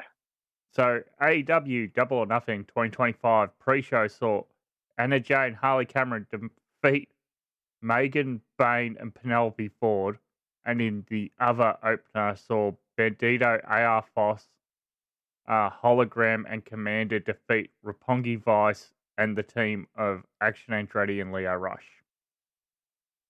Main show kicked off here with the women's final in the Owen of Mercedes Moné defeating Jamie Hayter, a tag match of FTR defeating Garcia and Nigel McGuinness, a stretcher match where Ricochet defeats Mark Briscoe, a tag team match for the AEW Tag Team Championship where the Hurt Syndicate retained their championship against the Ring of Honor champions, the Sons of Texas, Dustin Rhodes and Sammy Guevara. For the Continental Championship, Kazuchika Okada defeats Mike Bailey to retain. Uh, Timeless Tony Storm defeats Mina Shirakawa to retain her Women's World Championship. Anarchy in the Arena sees the new breed unleashed as Kenny Omega, Swerve, Willow Nightingale, and the Ops defeat the Death Riders and the Bucks. Co-main event here for some reason was Don Callis' family defeating the Disputed Era Paragon. Absolutely dumb fucking name. And your main event was Hangman versus Will Ospreay. Alex, do you like knowing the result as soon as somebody makes their entrance? Yeah, love that. Yeah, not only Mercedes coming out in pink when she hasn't worn pink the entire tournament, also Yeah. fucking Hangman. Yep. How do you feel about let the bodies hit the floor for 10 minutes? I loved it. I could never get sick of hearing that song. Yeah, no, I have absolutely no issues with it. It was out of the blue, but yeah, no, it was good. I think my problem with that song and wrestling is I just keep thinking the new breed unleashed of WWECW on Sci-Fi. All I keep thinking about is how Stephanie McMahon used to enter to that song during the Alliance. I completely forgot about that time period. Probably for And good reason. and Chris Jericho would like make fun of Stephanie getting a boob job and said let the boobies hit the floor. Oh yeah, I forgot about that clip going around. Yeah. We'll get to my Mercedes in a minute. Tony Storm beating Mina, Mina losing 2 big women's championship matches on AEW pay-per-view in 4 or 5 months, it feels like. All right. I might lose my patriotic card here, but I think they really missed a big chance here to make a fresh new star. I don't think Tony Storm needs the belt anymore. Well, that brings me on to my next point of, hey, it's Tony Storm versus Mercedes Moné, but now apparently it's winner take all. I wasn't aware of that. That's awful. Hang on, I'm just looking to confirm as we speak. But so why did Mercedes have Camille to put her down on TV and then Camille never show up again? Yeah, it's stupid. And also, why did Mercedes take this British belt off Mina at the Tokyo Dome? I'm looking now. It is only for Tony Storm's AEW World Championship. Okay, good. They're not going to do 2 winner takes alls in the same night. That's good then. But next week on AEW TV, Mercedes Moné versus I can't remember who it is from CMLL, but for the women's CMLL World Championship. Oh, great! Yeah. Benji, drop your ball. Yeah, Benji, drop your ball of booking Mercedes to just win, would you? She's. Yeah. Why did she beat Athena in this tournament? And she's not. Man. And she then went to the final one and is not facing Athena at All In. Oh man, it's outrageous. Why did we have Momo Watanabe pin Athena as the first woman to do so in like 3 years in Japan? For her to go, oh yeah, I'll face Mercedes Moné, who I lost the strong belt to before on a Japan show. When she had any champion she wanted to choose from, yeah, I'll just go for this TV title. The more you try to make sense of it, the more you ruin it for yourself. And yeah, it's the whole Mercedes thing has been dubious at best. Yeah, I'm sort of well, I have been done for a long time, but I do not want her to beat Tony. I think she probably will. Yeah, well, name one person Mercedes has put over on her run to where she is at the moment. Yeah, no one. Um, like she may have accidentally helped get Harley Cameron over, but she didn't put her over. I disagree with that because Harley a year before that was in QTV and she worked her ass off getting the TV time, working on her promo to work herself into that position, doing matches on Rampage and Collision before even starting a thing with Mercedes. Well, like even think back to like what are some of the biggest feuds Mercedes had so far in this run?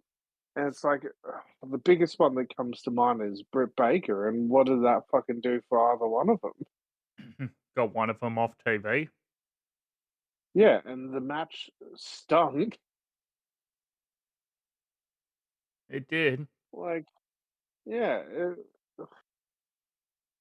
I yeah, think yeah. I think her best feud has been the what's her name? Statlander matches. Yeah. They were good. It's just I'm not sure if Mercedes is worth the investment. Yeah. I don't think I think many now also sort of agree with that sentiment. Like she doesn't move the needle at all. Her match quality is inconsistent at best. Careful saying Her that mic online. her mic work is like very ordinary and always has been. Um, Her entrance song yeah, is Change the Channel Heat. yeah, yeah.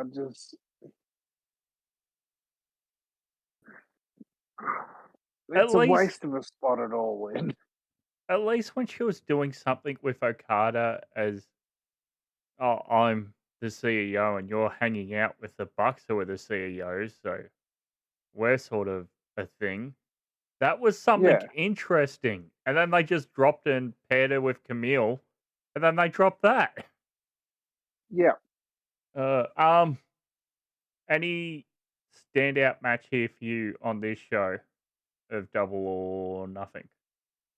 I mean that main event was insane. Um, Hangman and Osprey was incredible, as it always was going to be. Um, the result, like, I guess the story has been there for Hangman to have this big redemption arc, but also, like, I thought just going into this whole year has been about building Osprey up to win the title, but I guess not. No, I guess not. What about Darby then? Where's he slot into all this? I mean, I guess he's got to recover from his big climb. He'll be fine. Yeah, He'll be jumping off shit before you know it. yeah. I'm I'm shocked he didn't try to do some like weird stunt on top of Everest. He did the the highest ever kick flip. Oh, did he? Yeah. Uh, okay, there you go. I, I Uh, must have missed that in the news cycle. so coming up for Supercard of Honor in a month's time, there is nothing announced. Other than Why the should we care if clearly the company doesn't care? Ring of Honor Women's Pure title match that I'm having a look here, and there is still no set tournament laid out Yeah, that I outrageous. can find. All In so far confirmed will be, as we mentioned, Timeless Tony Storm versus Mercedes Moné. Your pick. I hate to say it, it's probably Mercedes. Yeah, and that'll be fucking dumb Yep. because then she's cleaned out. Not only has she then cleaned out the TBS division, by her beating Athena, it signals that she's cleaned out Ring of Honor, and then she'll beat Tony and she'll clean out AEW. Then it's like, well, what's there left to do with her? Send her on an Unless, excursion? She's already got international belts. yeah. And then, okay, so then the other flip side of this is, okay, Tony Storm is the one that beats Mercedes. Well, guess what happens on Dynamite? Mercedes still has the belts. But that also does. So, Yeah, so go you ahead. just wasted Mercedes' big loss on her not dropping the titles. So it's either way, it's fucked. Either way. Yeah, and it's also it's also not to build up someone like a Harley or Julia Hart. Mm. It's just like, oh, okay, well, if Tony wins, Tony should win. She's been champion for the better part of like 2 years now, it feels like. Moxley versus Hangman for the World Championship. Oh, I really hope it's Hangman, but I'm not sure if this story is done yet. But please don't end All In with Moxley and the Death Riders standing tall. You do do do. Yeah, we need more Death Riders. Ugh. And third match confirmed so far: winner take all unification match for the Continental Championship. Kazuchika Okada versus the International Championship, Kenny Omega. I can't wait to see the AEW Intercontinental Championship. I mean, they should have just called it that, but they're going with the AEW Unified title, and they showed the belt on Dynamite, and it looks okay. They should have saved all that for after All In, so you get that photo of the guy holding up the two belts, and then the next Dynamite, Yep. it's like, here's the new belt, unveil it, blue strap, boo. Oh man. My prediction. I don't think it really matters. I'd like Okada to win this though. The problem is he's sort of done nothing the past year, has he? No, he hasn't. So that's why I think he kind of has to win this. And they've built like Kenny up so good the last few months, and I don't know if Kenny needs it. Okada needs a big win. Yeah, that's true. Yeah. Jesus, excuse me. Saturday night's main event, XXXIX, aka the 24th of May. Did you happen to Holy shit! Yeah, catch this? yeah, I watched this. From the Youngling Center. Show kicked off with Seth Rollins and Braun Breaker defeating CM Punk and Sami Zayn, because we had the biggest return of the evening. Big Boy is back. Yeah. Bronson. Yeah. I did not have him pegged for this role. No, it caught me off guard a fair bit. I thought I thought there was a chance that like the role Jeff Cobb, JC Mateo is in on SmackDown is the role that Bronson Reed would have slid into because of War Games and doing stuff with Solo at War Games. I thought that's where he would have gone when he returned. But this is arguably a much better role. Like, this is high profile stuff. Yeah. So, yeah, this is awesome for him. I'll go through the other results here and then we can sort of discuss the rest of the card. Zelina Vega defeats Chelsea Green to retain her Women's US Championship. John Cena defeats Ron Cena in the last time is now. Damian Priest defeats Drew McIntyre in a steel cage match by escaping the cage. Boo. And Jey Uso, yeet, defeats Logan Paul for the World Championship because interference. What do you think overall? Were you thoroughly entertained? I thought it was good. Thought it was actually perfect that like John Cena got to have like what was essentially a squash match. Just like give him one match where he absolutely dominates someone, and this was the right guy for the job. What happened after a couple of days blew my fucking mind, as it did the entire internet. Tuesday rolls around. R-Truth is not being renewed, along with Carlito and Valhalla.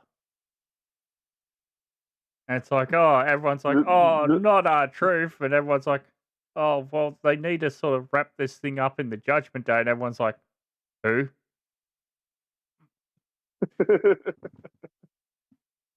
It's like, oh, I forgot Valhalla still had a job. Yeah. Especially since, yeah, the War Raiders have just been baby faces and they haven't done that weird spooky shit that they were doing with Valhalla in a while. You mean the Viking experience? Yeah, the Viking experience. Yeah, like, yeah, shocked the shit out of me. But like, I didn't think Truth would be released for long. Still, I thought it was going to be longer than what we got. Yeah, I thought someone else would snap him up. Any other real thoughts there from Saturday night's main event? Then in hindsight now, I think they should have just pulled the trigger on Logan Paul. Nah. Yeah, maybe. Especially like, yeah, what happened this week on Raw. It's like, okay, so now it doesn't feel like we've got this whole new version of Gunther or whatever. It just feels like we're back to where we were like 6 months ago. It just feels like we've just taken steps back instead of moving forward. And I think Logan Paul winning the belt, yeah, it's going to piss off a lot of people, but that would be half the point, right? Yeah. Especially if it was on that Saturday night's main event and John Cena cost Jey Uso the title. That would make more sense. Yeah. Going into Money in the Bank. Yeah, that would. Yeah. Why didn't they do that?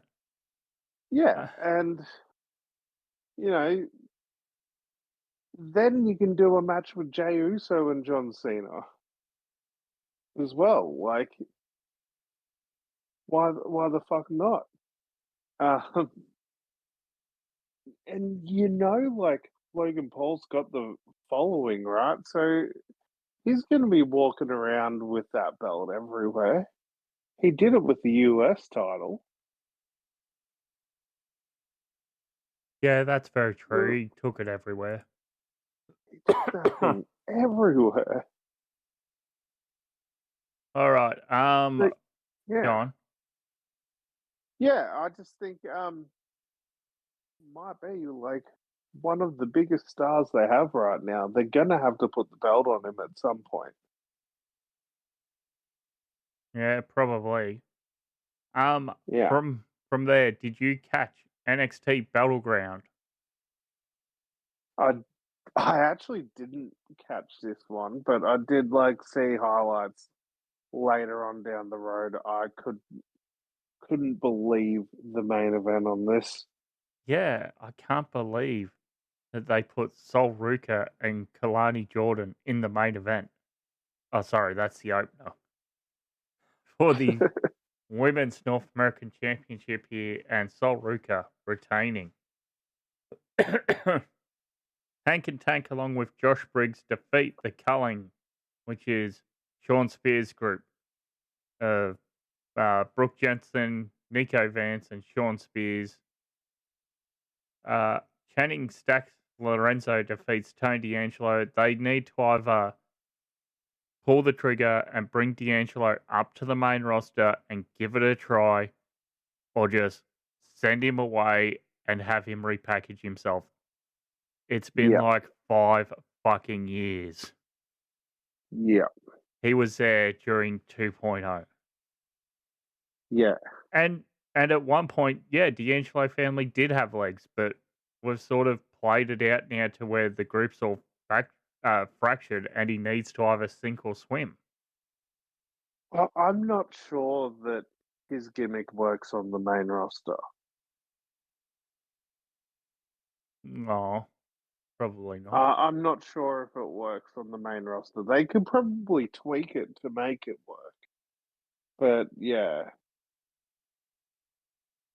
And he can't go up alone. His gimmick needs to have like some henchmen. Yeah, that's what I mean. It feels like it's too late now to call him up as D'Angelo. Yeah.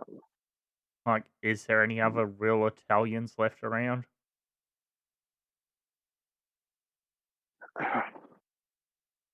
No. Did they ever do anything like with the TNA crossover with Santino and D'Angelo? I don't think so, but they did that full-blooded Italian and D'Angelo family at Yeah. ECW NXT last year. Yeah, I saw that. Yeah, I'm not sure if there's much else they could do. Yeah, I'm not sure where they could possibly go. Following that, Stephanie Vecca defending NXT Women's Champ against Jordan Grace, and I'm like, okay, Stephanie's ready for the main roster. They want her there. This is Jordan's time to shine. No, Stephanie retains. No. And a few days later on NXT TV, do you remember who she loses to? Oh, was it JC Jane? Yes, it was.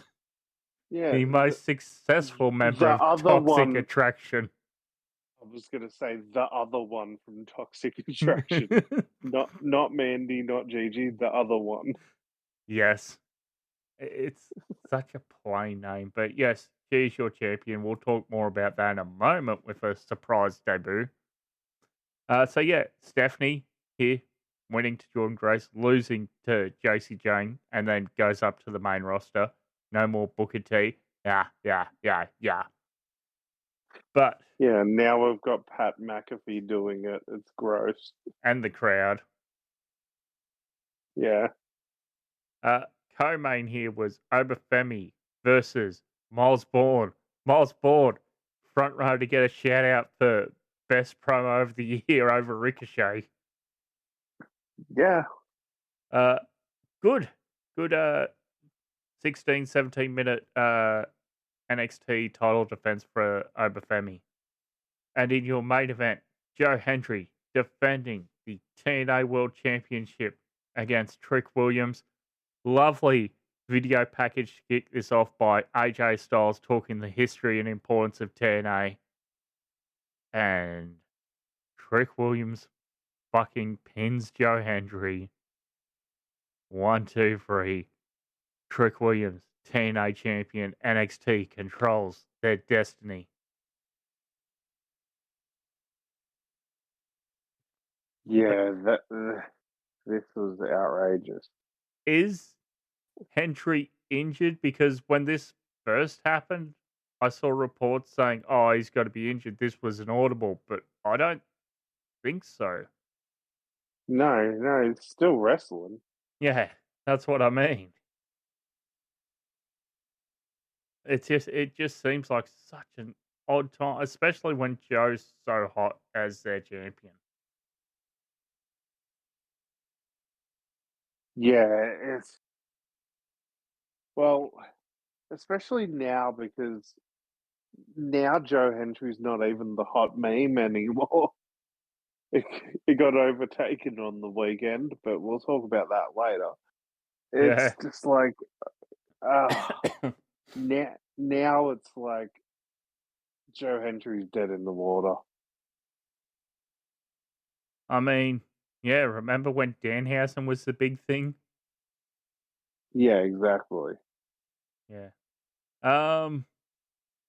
Yeah. Overall, this was a pretty fun show to chuck on.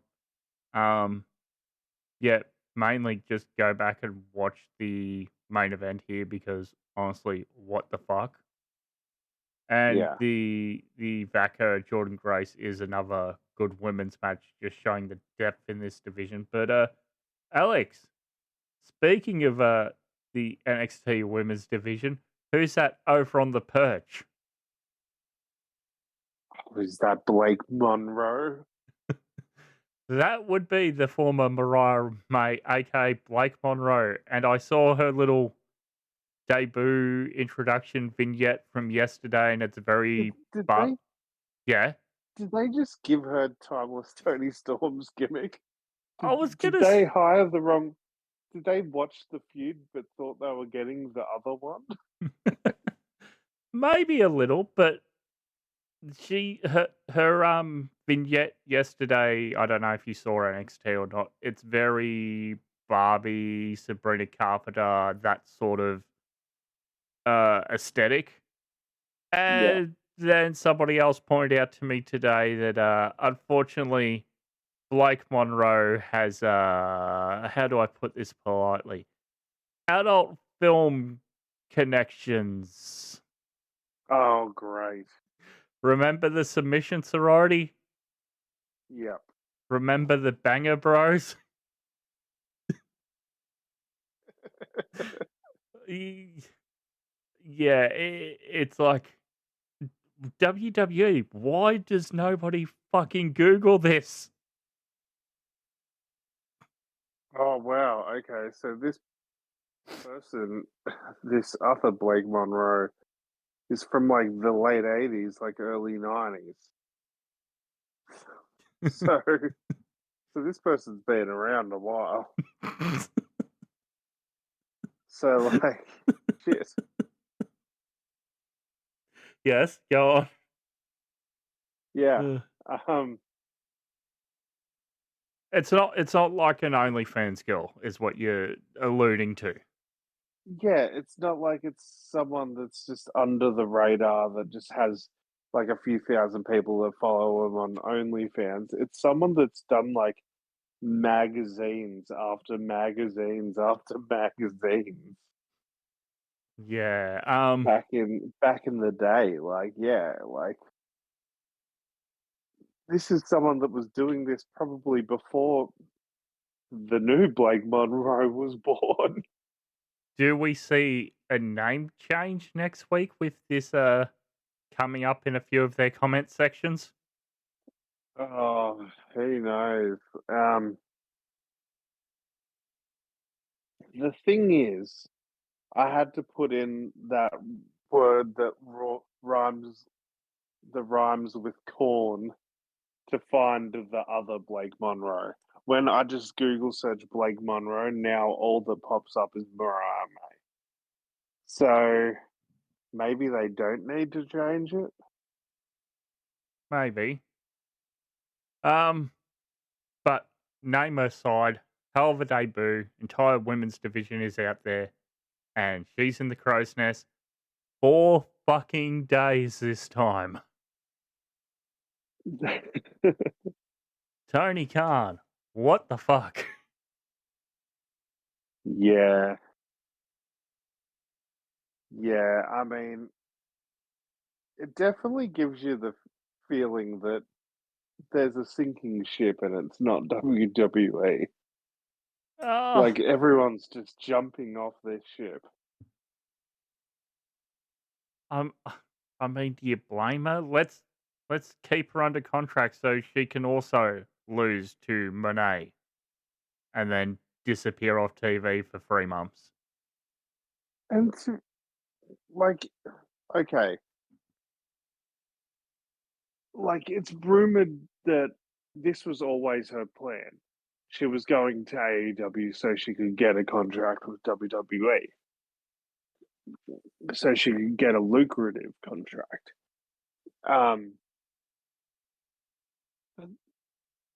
The fact that Tony Storm won that feud was not the right call. As much as I love Tony, just like Tony didn't need that. Yeah. It's mind-boggling to me. But I guess like part of the reason Tony won that feud is because Mariah wasn't going to re-sign. But yeah, I just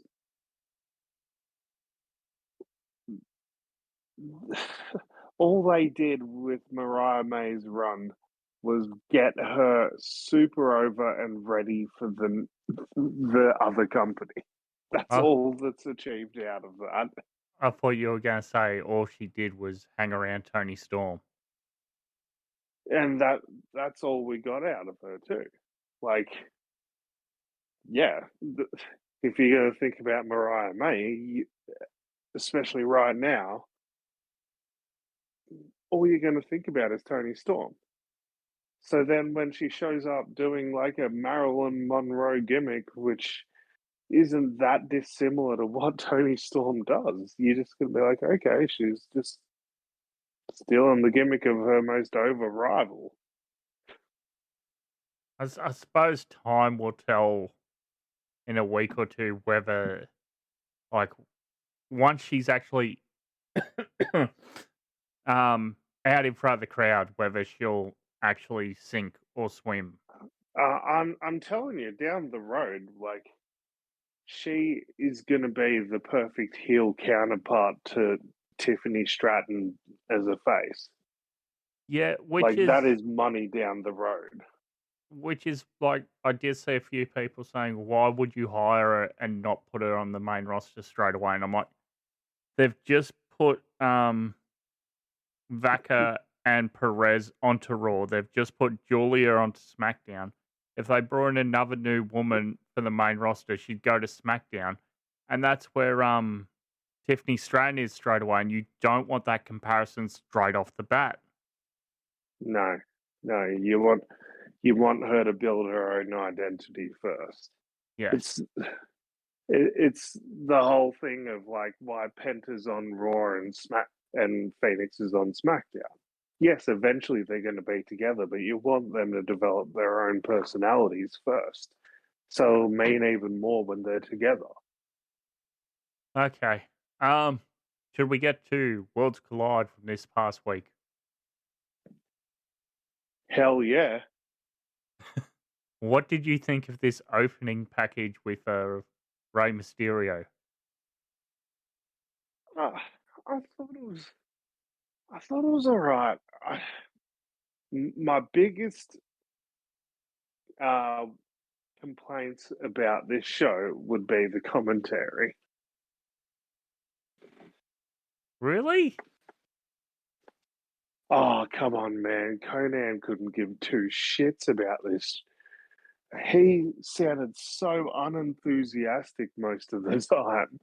I And thought, like Corey Graves had to work his ass off to to get anything out of him.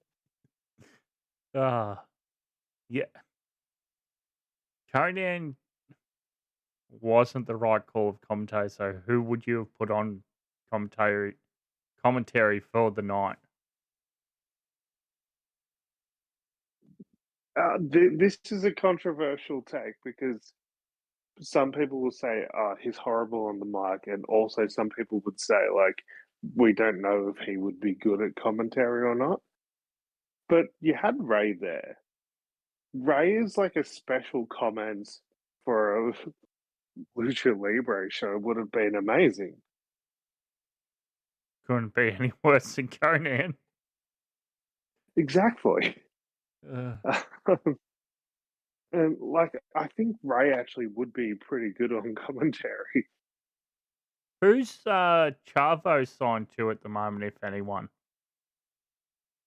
Well, Chavo was at this show, but like, um, no one that I'm aware of. I think he's still doing that thing where he like works in Hollywood, like doing stunt stuff and teaching people how to wrestle for TV shows. Oh, fair enough. Yeah, I like Conan, but it, dude just wasn't helping me get through this show. No, it seemed like this was a bloody chore for him, and then like, yeah, there'll just be like high spots happening, and then he's just rambling on about Luchador A's grandfather. Like, dude, they just did a fucking top rope Spanish fly. Like, sell it. Can I Do tell you something. something? Yeah. Can I tell you something about this man's fucking great grandfather's auntie? Like, Thank you, Conan, for your most yeah. insightfulness. All right, show begins with everyone's favorite new luchador, Mr. Iguana. I'm telling you, when I saw this dude's photo on the match card coming into this, I was already sold. I was like, this dude just, this is stupid as fuck, and he's going to be over as hell after this. And holy shit, I didn't expect him to get as over as he got, but he's gotten over as fuck. He's got an official WWE t-shirt. Dude, like, spoiler for what we're going to talk about later, but like, they show him in the crowd at Money in the Bank. I'm gonna 100% guess that was an audible. That was them seeing the response online. Oh, fuck it, send him out there. Yeah, and I reckon he got the biggest pop of all the people in the crowd at Money in the Bank. Yeah, fucking oath he did. It's funny because they Dude showed can't even like speak English.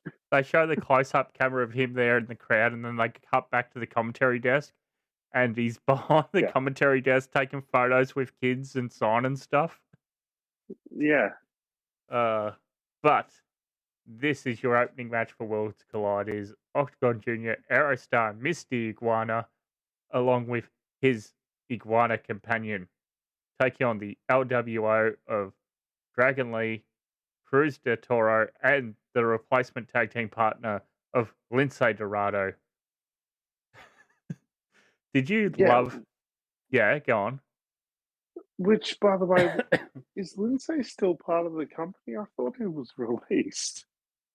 So, from what I understand, he's with AAA, and he's a Oh, fill-in right. sub because Walking Wild got injured doing a speed taping a few days before the event. Okay, I just found it weird that, okay, I find it even more weirder than the WWE team. They've replaced a WWE guy with a AAA person then. I guess I looked at it and went, luchadors, who's been in WWE before, Ray's injured, you'll do. Yeah. Did you catch the name of Mr. Iguana's iguana? Oh, I did know it, but yeah, I forgot it now. I'll do a quick Google. As Alex just searches for that. La Yeska. That's La it. Yeska. La Yeska. Yeah. So, Mr. Iguana's in the ring with La Yeska, and he gets sort of bumped down, and then Lince Dorado grabs La Yeska, and does a standing Spanish fly that gets a pop from the crowd, stomps La Yeska, and then kicks him out of the ring. By the way, heel Lince Dorado was the best. And the fact that we never got that in the WWE is just outrageous. But he's so good at this. So this fires up Iguana, who makes his comeback. This was so stupid, but so good. Oh, so good. And Octagon, Aerostar, and Iguana get the win. How many of these people have been in AEW in the past 2 years? How many people? Yeah. A lot. Yeah.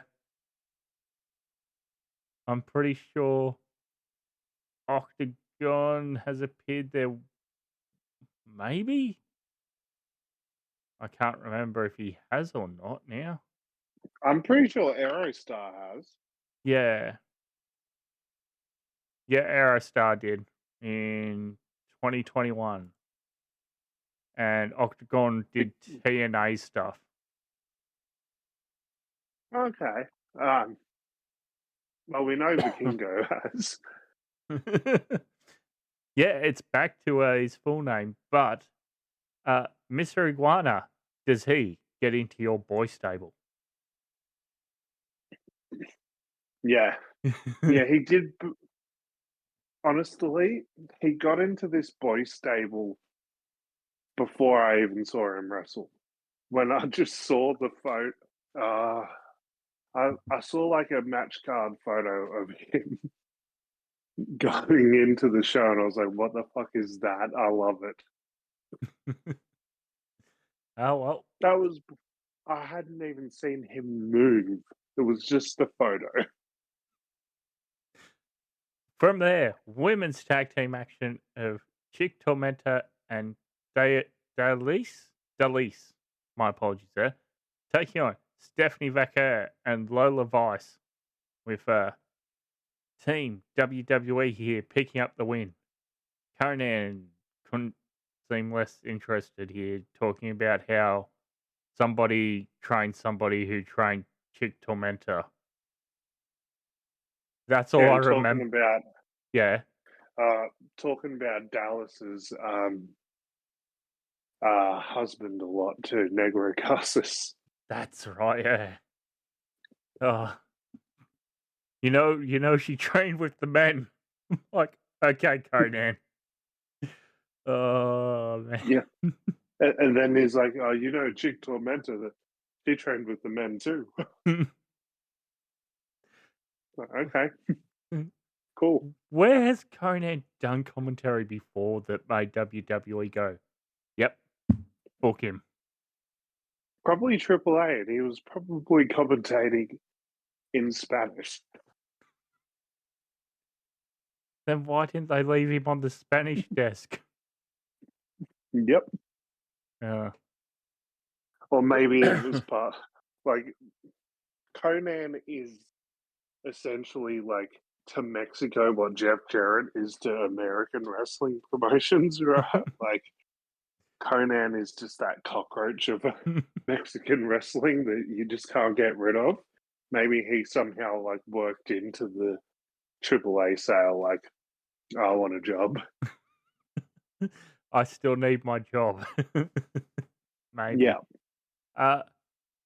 Third match was La Guerra del Fantasma, Santos Escobar, Angel Umberto taking on El Hero del Dr. Wagner Jr., Pango, and Psycho Clown. This was a pretty fun matchup. I love Psycho Clown. Can we I get love it. I think this is another thing that could get really over with American audiences. Yeah, he should. He should, but and then Conan was going on about Psycho Clown being from like some big family of like 20 clowns or something. I'm just remembering all the weirdest little tidbits Conan was trying to say on commentary for whatever reason.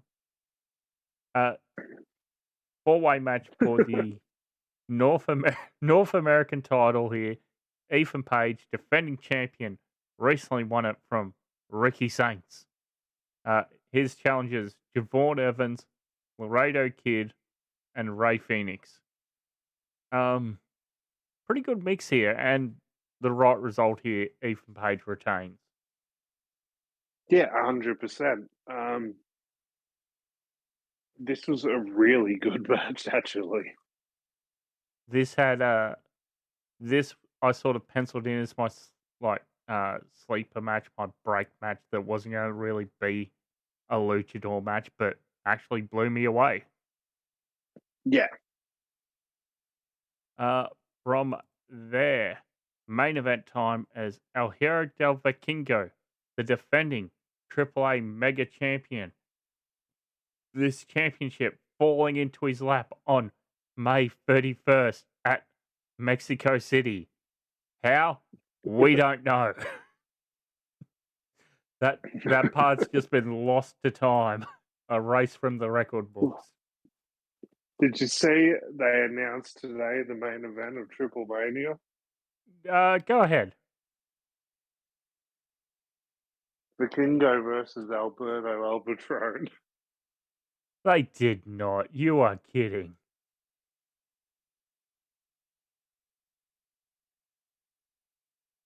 Oh, I'm looking at this now. Triple Mania Regina Free at what's that? Monterrey in Mexico. And main event here is El Hero del Vikingo defending against Alberto El Patron in a steel cage match.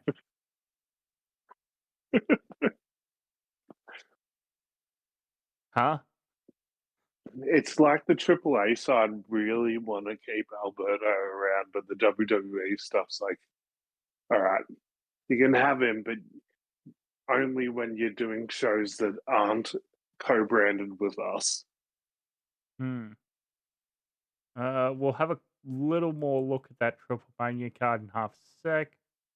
So yes, it is El Hero del Vikingo defending champ here against not the luchador, not the guy who offended him at WrestleMania, but just plain old Chad Gable. Going 22 minutes. Yes, it's a great match. We all expected that, but I think they booked it the wrong way around on this weekend. It should have been El Grande Americano in this main event. I know exactly why they booked it, how they booked it. Yeah. El Grande Americano has been on this massive winning streak. Chad Gable has been on this massive losing streak. So their way to protect El Grande is to just have Chad instead. Okay, then how does Chad deserve a title shot? Because he had nothing to do with Vikingo at WrestleMania.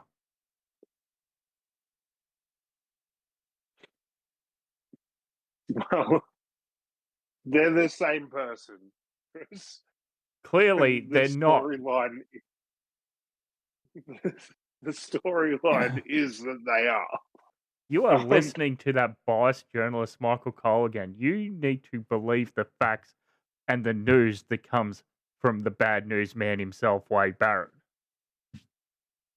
Did you see that they're releasing WWE Shop released El Grande Americano replica masks, and the code on it says on the actual packaging Chad Gable mask in really small corner of the packaging. Yeah. Yeah, I saw they were releasing replica masks. I didn't see the little detail there. But Yeah. so then I ask you, what is the end game for this El Grande Americano, if not this show?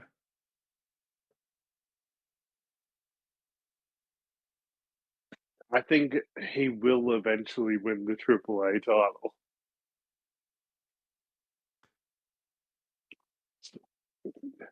I think he will eventually win it.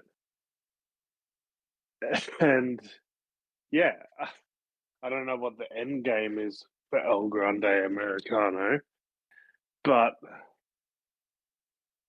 the thing is, it's a bit more interesting than Chad Gable, isn't it? I think it's a lot more interesting. Like, I originally thought at WrestleMania, oh, okay, they'll build up to Worlds Collide and it'll be title versus mask match, and that's where you sort of do the reveal that it was Gable. I don't know where they're going to go with this. I think eventually WWE and AAA are going to have to do a big show in Mexico, a co-branded one in Mexico. Yeah. And maybe that's where you do something big with El Grande.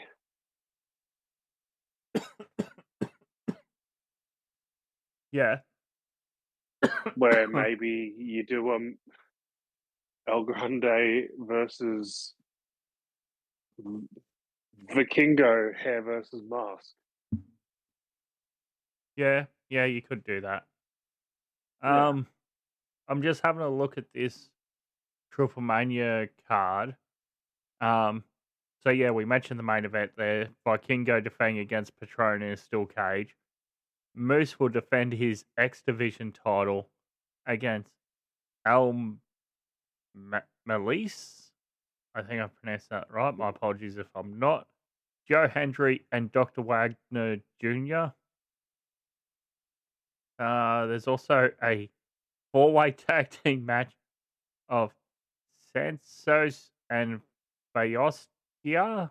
I've probably butchered that luchador name. My apologies. Versus WWE's Los Garzas versus TNA's Namath Brothers versus Psycho Clown and Pango. And also in action will be Mr. Iguana. So yeah, Well, he fucking better be. if they know what's good for him. Yeah. Money in the Bank. Did you happen to catch this? Inglewood. I did. At the Inuit Dome. Boo. So, you texted me the morning of Money in the Bank going, oh yeah, I should be able to record this week. Oh, and by the way, this is my prediction for women's winner. And it didn't work out, but I still think it would have been fucking fantastic if they did it. So, your women competing open the show for the women's Money in the Bank briefcase. It is Alexa Bliss, Julia, Naomi, Rhea Ripley, Roxanne Perez, and Stephanie Vaca. If you had given me 5 guesses to guess who was going to win the Money in the Bank contract, all those guesses would have been wrong because this was my 6th pick to win. I think it's the most boring pick on paper. Yes. So Naomi wins. The crowd sort of pops, but not to the extent of years gone past where somebody retrieves the briefcase and it's like, oh shit, they've got the briefcase. Also, I just want to quickly state what my prediction was. It was that Rhea Ripley was going to win Money in the Bank and then cash in on Dominic. Okay. Okay, yeah, let's do that. But That would have been sick. Yeah, so we get Naomi, and I was thinking about this a couple of days ago after it happened, and I was like, oh, if we got Naomi winning Money in the Bank last year, she's just come back from TNA. Do you think that would have been better?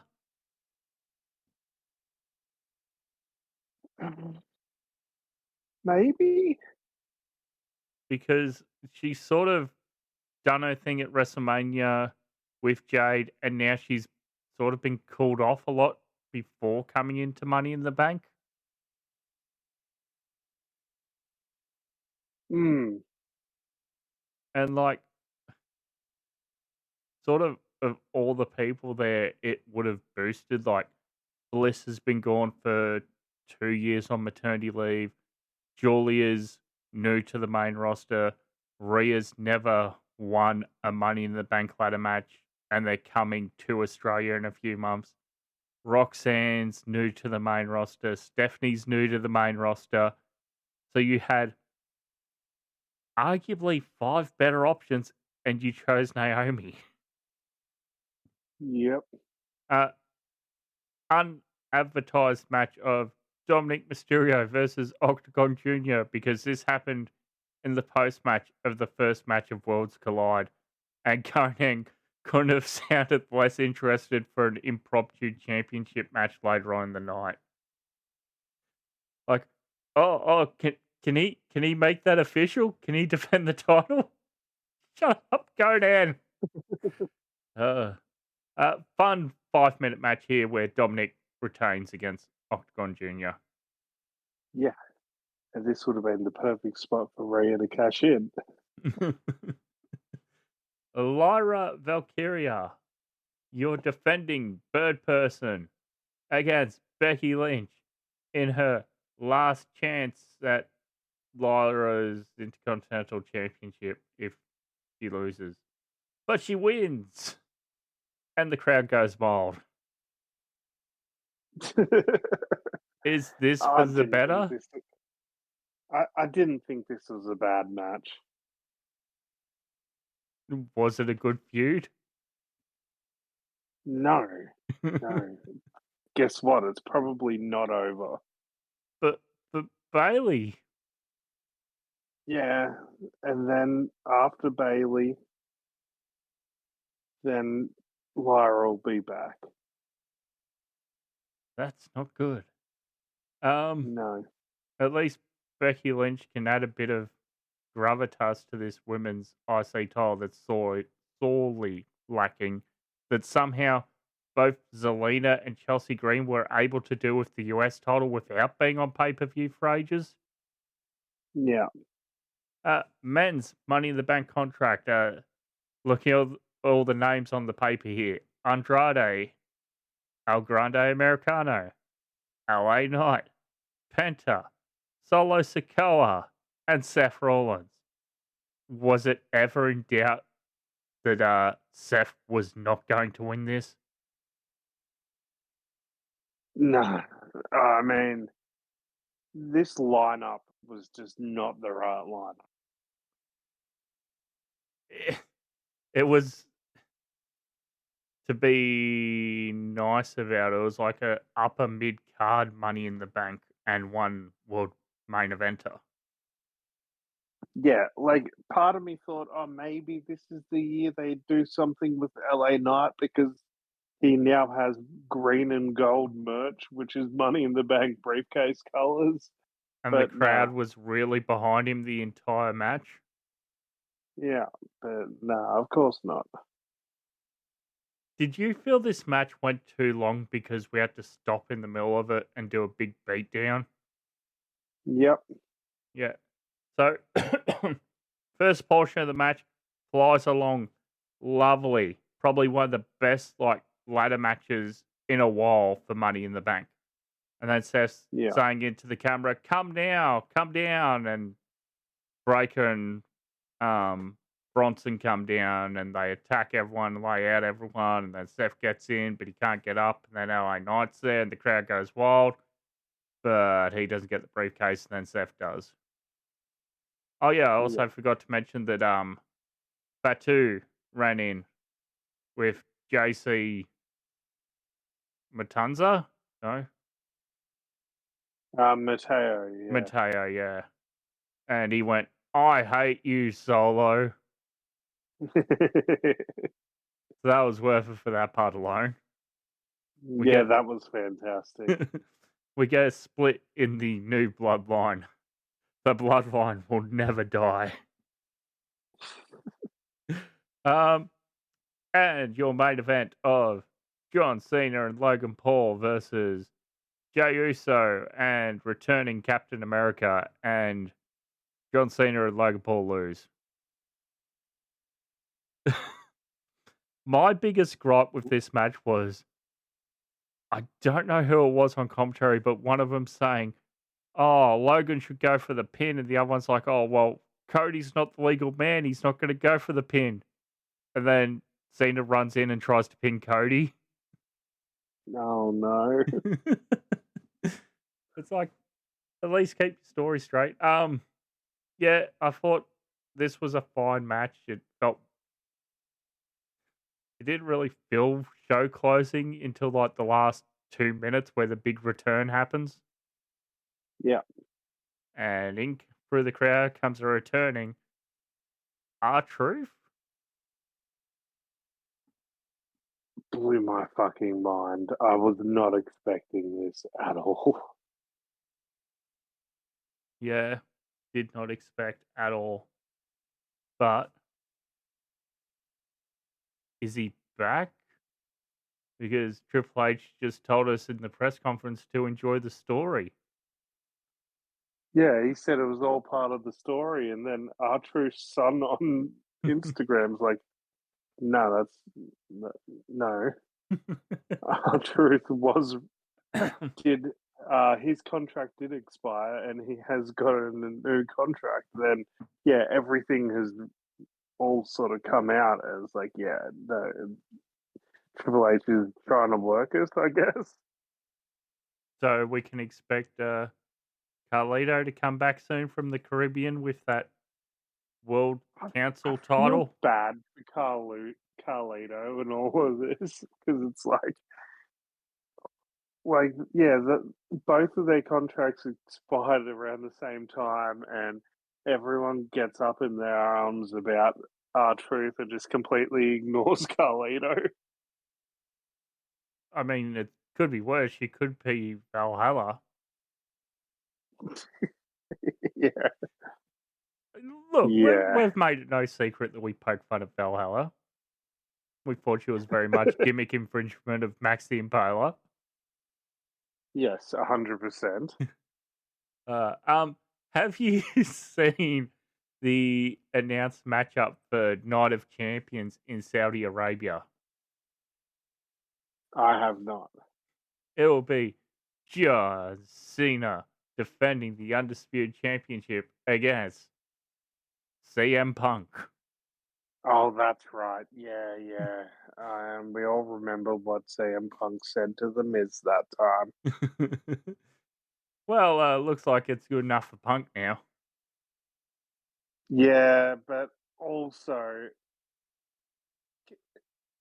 this is actually weirdly a part of the story because the way John Cena worded it in that promo, he's like, all right, you can have your shot at me, but I pick where.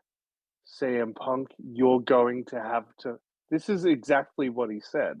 CM Punk, you're going to have to follow me to Saudi Arabia.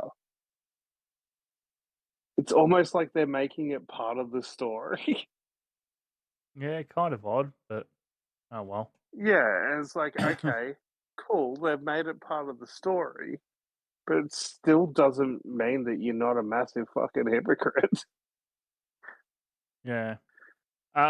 Any Yeah, early pick for you for men's or women's King or Queen of the Ring this year? yeah, hang on, let me just pull up the tournament. Because yeah, I just want to make sure. There we go. It should be up now.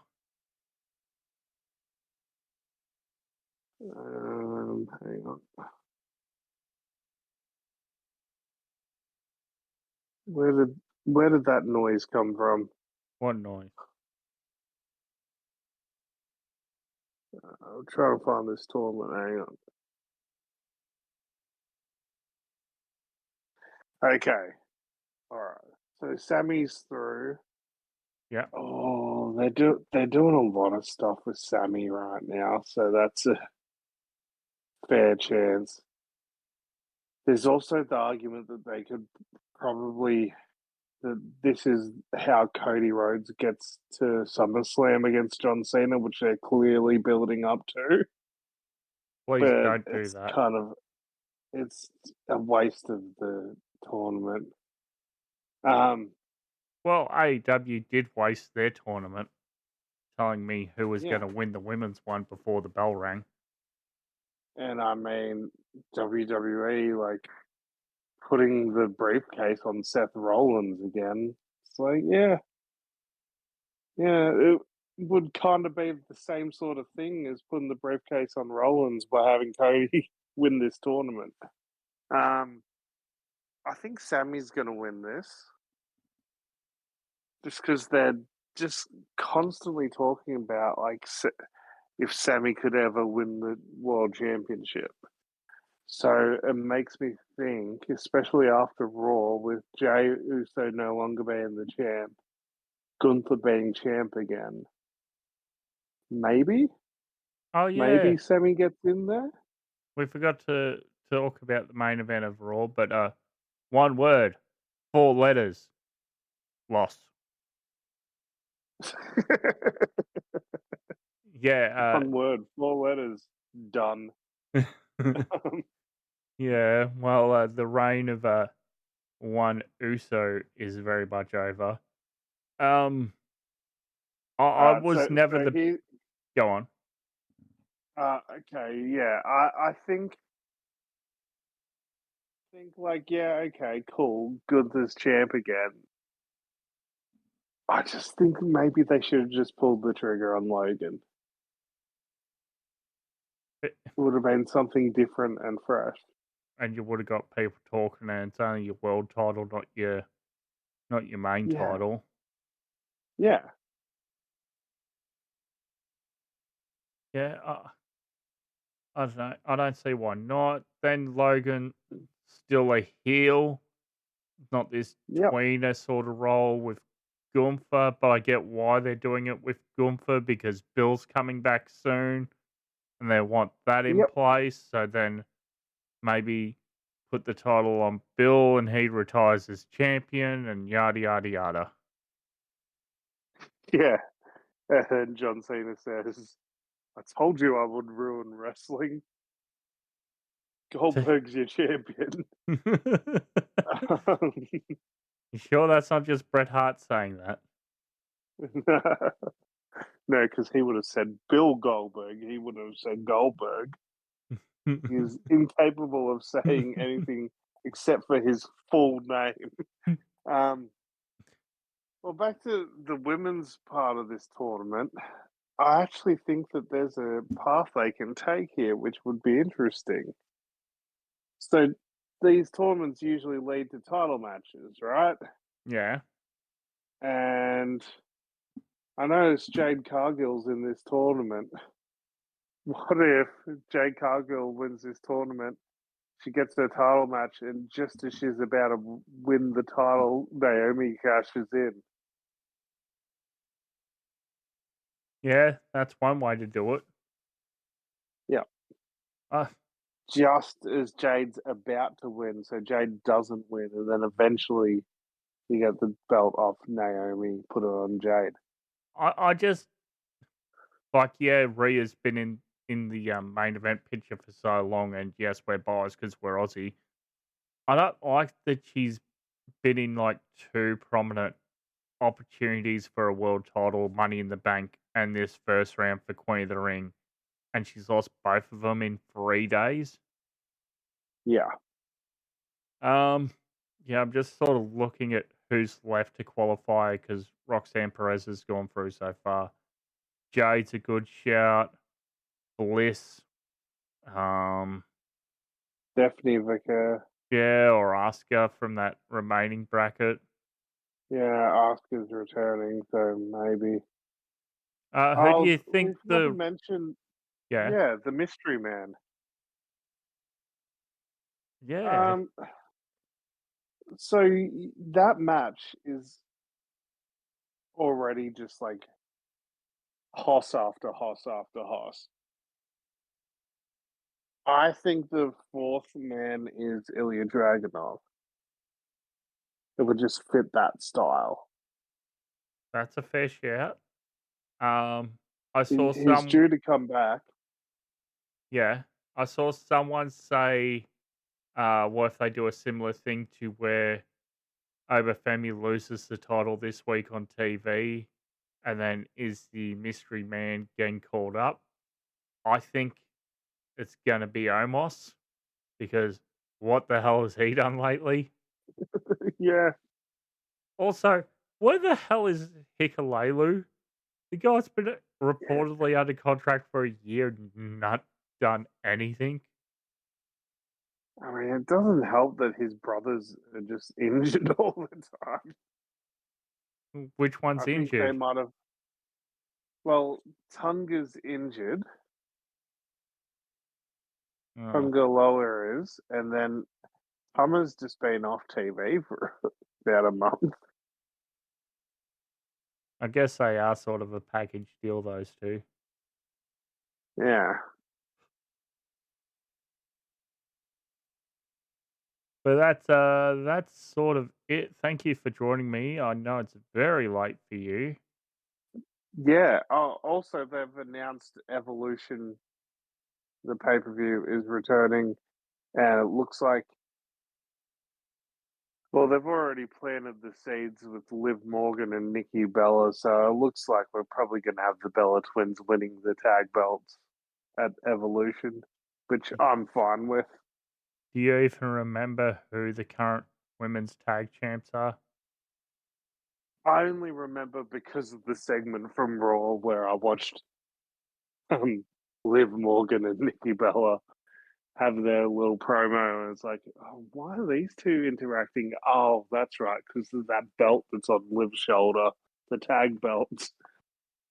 What she Her and call? oh, What she Stephanie calls? Vacay. Yeah, that's it for K. Uh, Yeah.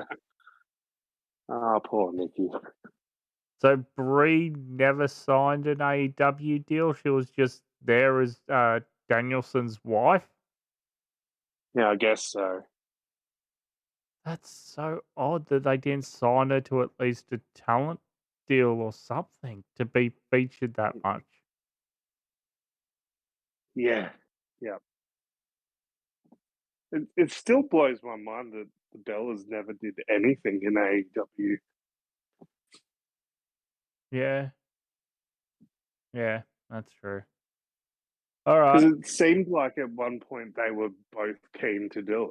So, It also seemed but like at one point AEW cared about their women's division before just yes, yes, giving everything to Monet. yeah. Oh, now I realise why there's no bracket for this Ring of Honor Women's Pure Rules Championship. It's just going to be put on Monet. Of course. How stupid of me. How could I forget that? All right. Well, thank you very much, Alex, for joining me on late notice. I mean, late quite literally. You got work in the morning, so work on the good humans find you. Uh, you could probably find me dreaming about sleeping. Um, but you can also find me on social media at Fruity as Alex. You can find us at Wrestling Aus Style with an AOS. Search us up on Facebook, Wrestling Aus Style. You can find Chris at. Ah, I'm Chris Funder. Come tell me why Leyeska deserves Rising Star of the Year. You can go back listen to the Wrestling All Star. Shut up. You can listen back to the archive for free on SoundCloud, Spotify, TuneIn, uh, YouTube or using the RSS feed found the show notes below for your podcast of choice. Nothing left to say big today, and we'll speak to you next time. We need Mr. Iguana versus Santino, man. Cobra versus Iguana. I want GCW next year because WWE does some GCW stuff. Give me Mr. Iguana versus the rapscallion Mick Moretti. Fuck me. That would be nuts. Yes. In my veins, please.